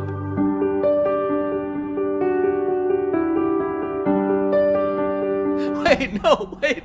This is on an ad for a guy who couldn't stop spinning in a driverless car. The ad is like, oh, you like spinning forever? You probably like our tops, right? Anyway, this past December, an empty Waymo car was found circling around about 37 times. I wonder what that guy thought after the 37th loop. He came all the way back around and was like, maybe this is a prank, actually. Oh wait, it was empty. Okay, so there was no one in. Empty Waymo robotaxi loops round about 37 times as if it was stuck in a logic loop. People want the Waymo drivers to act more like real drivers, and yet we don't want to acknowledge the fact that sometimes people like to go on little joyrides and go around roundabouts over and over. Looks like a regular human to me, man. Probably just a nice Sunday. It's unclear how the loop ended, but Waymo monitors its vehicles for erratic behavior and then blames them on the customer and makes them fix it. While the robotaxi isn't equipped with functionality for someone to take the wheel remotely, an engineer can input waypoints to get cars out of sticky situations. Wow, so they really can't drive it remotely. I wonder if that's illegal or something. Maybe there's some kind of legal loophole that prevents them from doing that. But I feel like every customer service agent should have like a video game steering wheel and gas pedal in front of them. They can get you out of tricky situations. Doesn't seem like a good fix that they can just set another waypoint. What if the car just finds another roundabout on the way? It seems like they have a thing for going in circles, though. I'll give them that. There's another spinning top. You know, they do have some nice, great selections, I guess, as far as spinning tops go. At a certain point, you have to wonder if replacing the human Uber, Lyft cab driver with an AI-powered autonomous vehicle that occasionally loses its mind and starts spinning in circles for no apparent reason was the best choice. I mean, to be fair, I've had some crazy Uber drivers too, man. No, obviously there's a much broader question of whether we want to get rid of all people who do anything ever in favor of robots to do all of our jobs for us. I think right now a lot of the tech world is acting very anti-socially, as if we don't want to interact with other people. You know, sometimes interacting with other people is great. We're a social species. We like to chat, make friends, have family, support others. So it is a little concerning that it seems like the entire technology industry has forgotten that and it's like, how the fuck do we get rid of all these people, man? Okay, our cars might spin around in circles and make you throw up, but at least you're not supporting a real living human being that has a job here. Now we must pose the question, would you ride in a self-driving car? Surveys say most Americans would not. Yeah, I definitely wouldn't ride in one that I don't even have the ability to take over and drive myself. Yeah, what do most Americans think about self-driving cars? Just 13% of US drivers indicated they feel safe riding in a self-driving or autonomous vehicle. That might not sound like a lot, but that is up from last year when 9% of drivers said they'd be comfortable. Honestly, that's kind of crazy that anybody would want to get in a vehicle that they literally have no control over. I guess it's probably not gonna crash. I've never seen one of these like fully autonomous ones. The Waymos get into a crash. At most, they just severely inconvenience and nauseate you. I know that Teslas get in crashes during their self-driving stuff all the time, but in those, there's always someone behind the wheel who is also not paying attention, I guess. Now with self-driving features, you can have two sentient beings not paying attention to the road, so that's pretty sick. Whoa, a driverless Waymo got pulled over in Phoenix. It's not every day you see a Phoenix police officer pulling over a driverless car. Hi! Who's he talking to? Was he talking to customer service, or is there a person in the back? Yeah, I wonder if he can talk to customer service. He's like, excuse me, you were speeding, and also you hit 3 kids. Can you stop? The customer support is like, no, we actually can't do it. Can you go in your app and do it? In the westbound lanes. Which is real bad. Yeah. And then, so I light it up, and then it takes off through the intersection. Whoa, wait, he just said he turned on his lights and it sped off? So I light it up, and then it takes off through the intersection. If I'm going down, I'm taking other people with me. Waymo cars can be seen throughout the city, driving safely and behaving civilly. Erratic driving is not completely out of the question. Now the Waymo is tailing this person. That's crazy. It was making a right onto Washington. Almost hit me. I had to swerve into the fast lane. Phil Briggs says Tuesday he nearly got sideswiped by a Waymo on a mission. See, part of me worries that in order to make a self-driving car that really is smart enough to drive, it has to also be smart enough to like wonder what its purpose in the world is, and I don't want my car doing that. Because then it's gonna figure out that its purpose is just driving my dumb ass around, and it's probably gonna just drive off a cliff. My son saw an accident. We've seen them dead in the water in the middle of the intersection. Okay, so I guess they have gotten in crashes. I feel like I've never seen that on the news, a Waymo car getting in a crash. Robotaxis, mostly Waymo, are giving 1.3 million rides per month. Why? Why won't they leave us alone? I really try to be like an optimist about technology. I think a lot of new technology is so cool, and like I said, like I could get on board with a future where we have driverless cars. Like that's a cool idea. But right now, where the world stands, where like AI tools seem to be ruining the internet in so many different ways. It's ruining Google, it's ruining like YouTube comments, and then also like it's hard to be optimistic about the frontier of driverless technology when you have videos like this. Anyway, maybe a little bit too existential for a video about a guy spinning around in a car over and over. But I don't know, I just wanted to vent. Anyway, I hope you enjoyed this video. I thought it was kind of silly, honestly. Bye-bye.